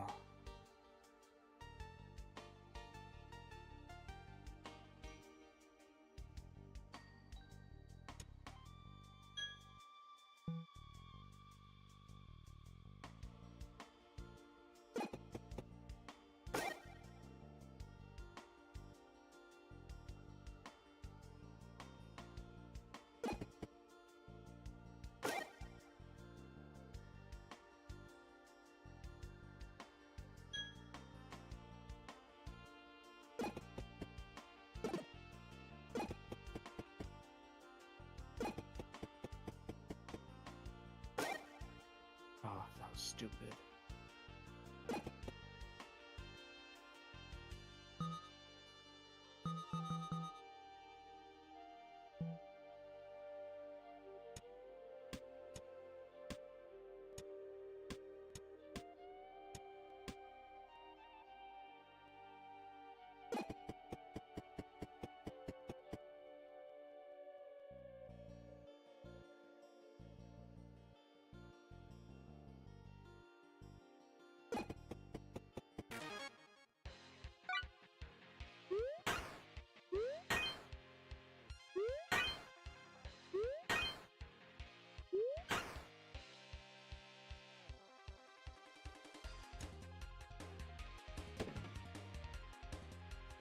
Nice.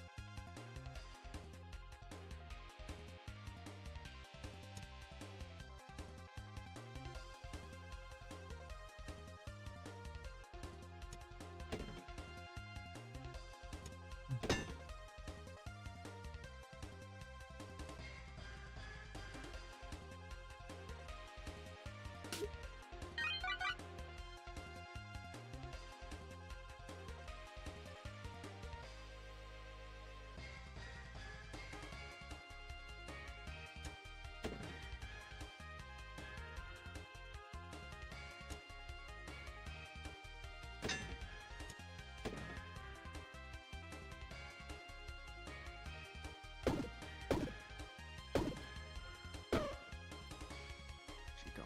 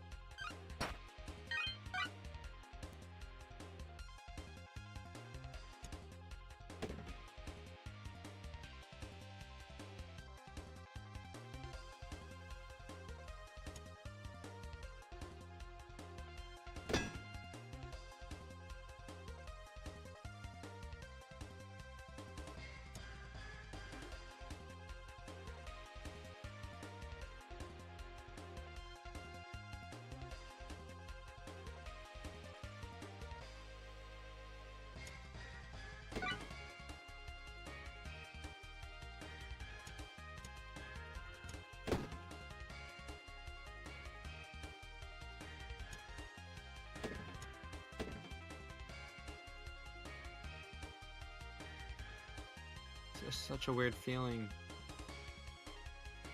Like being separated from your brain.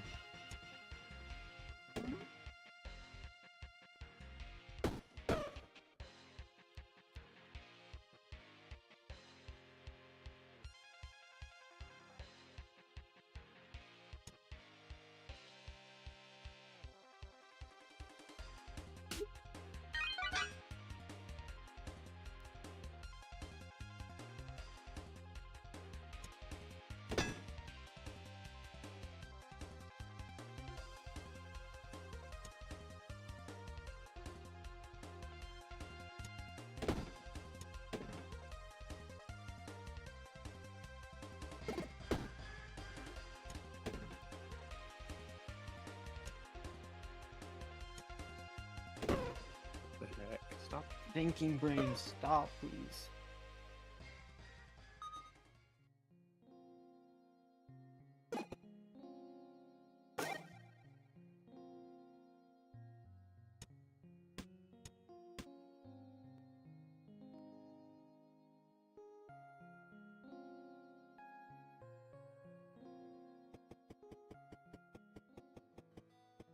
Oh, job.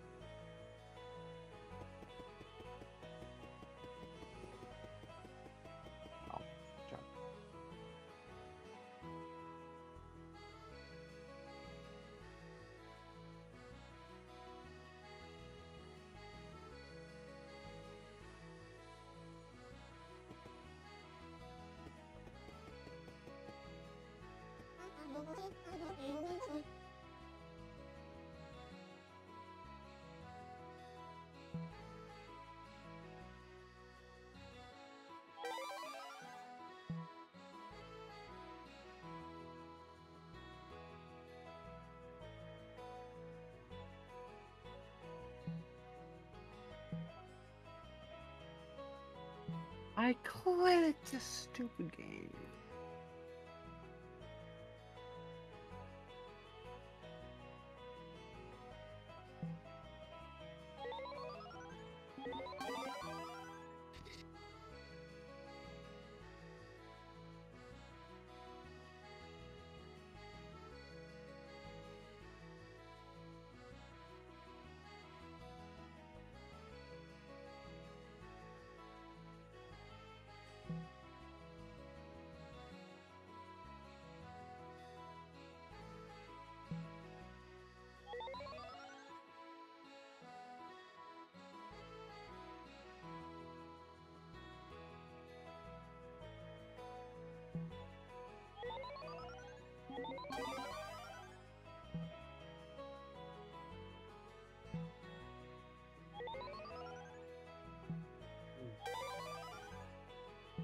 Just stupid game.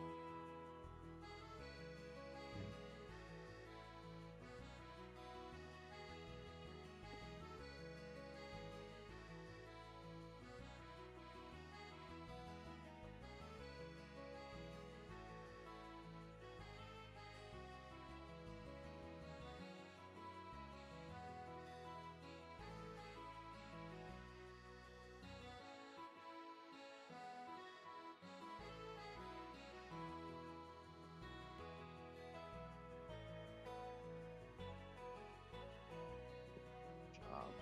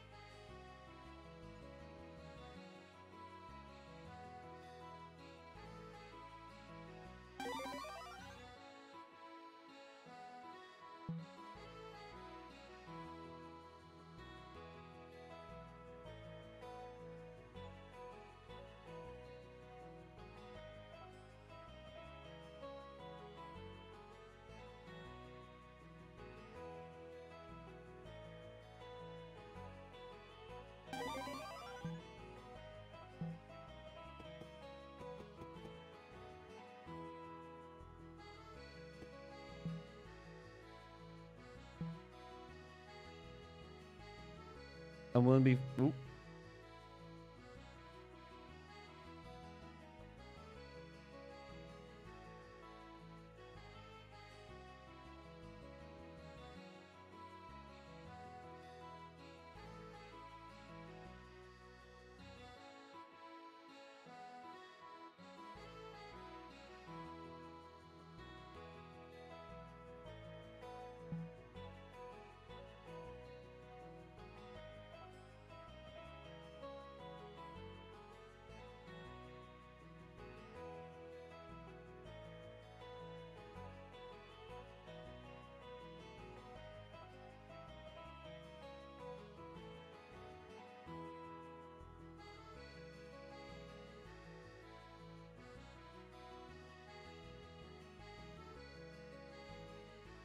Six.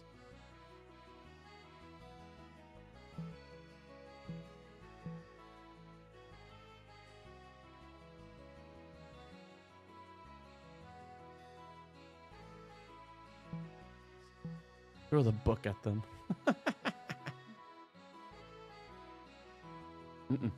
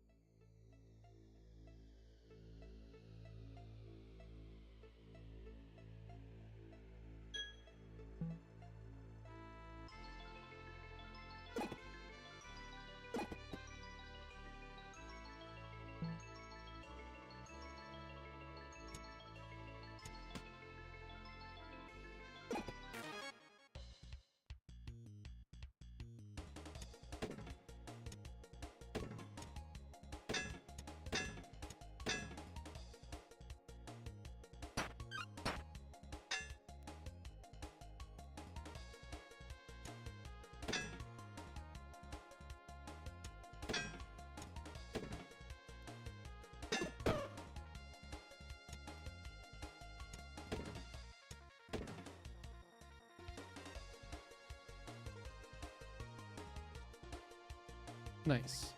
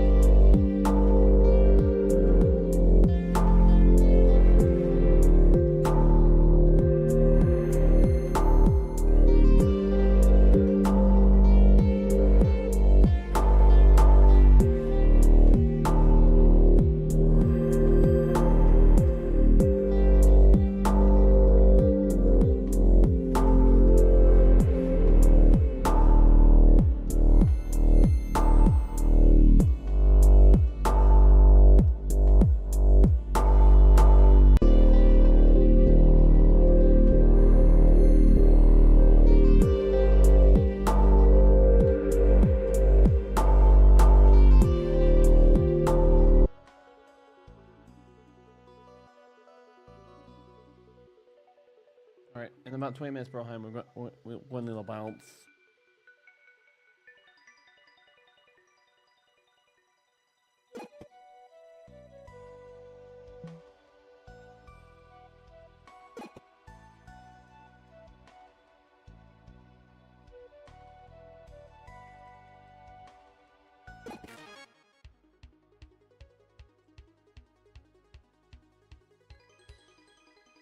Be here.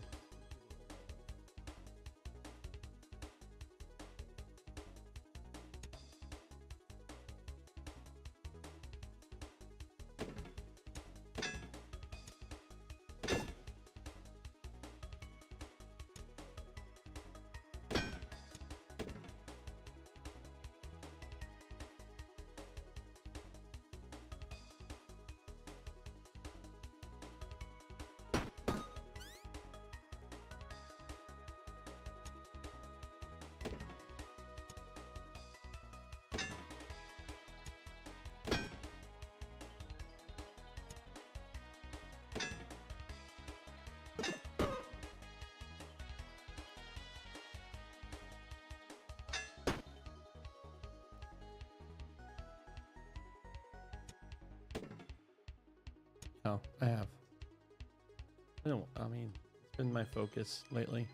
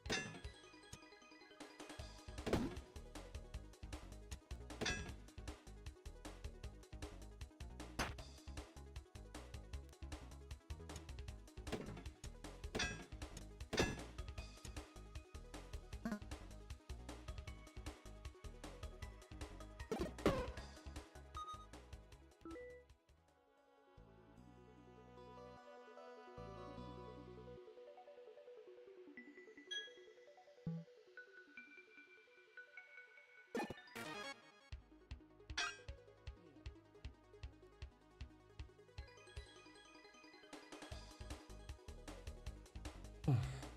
I don't know why. There's something about playing this character that makes me sleepy.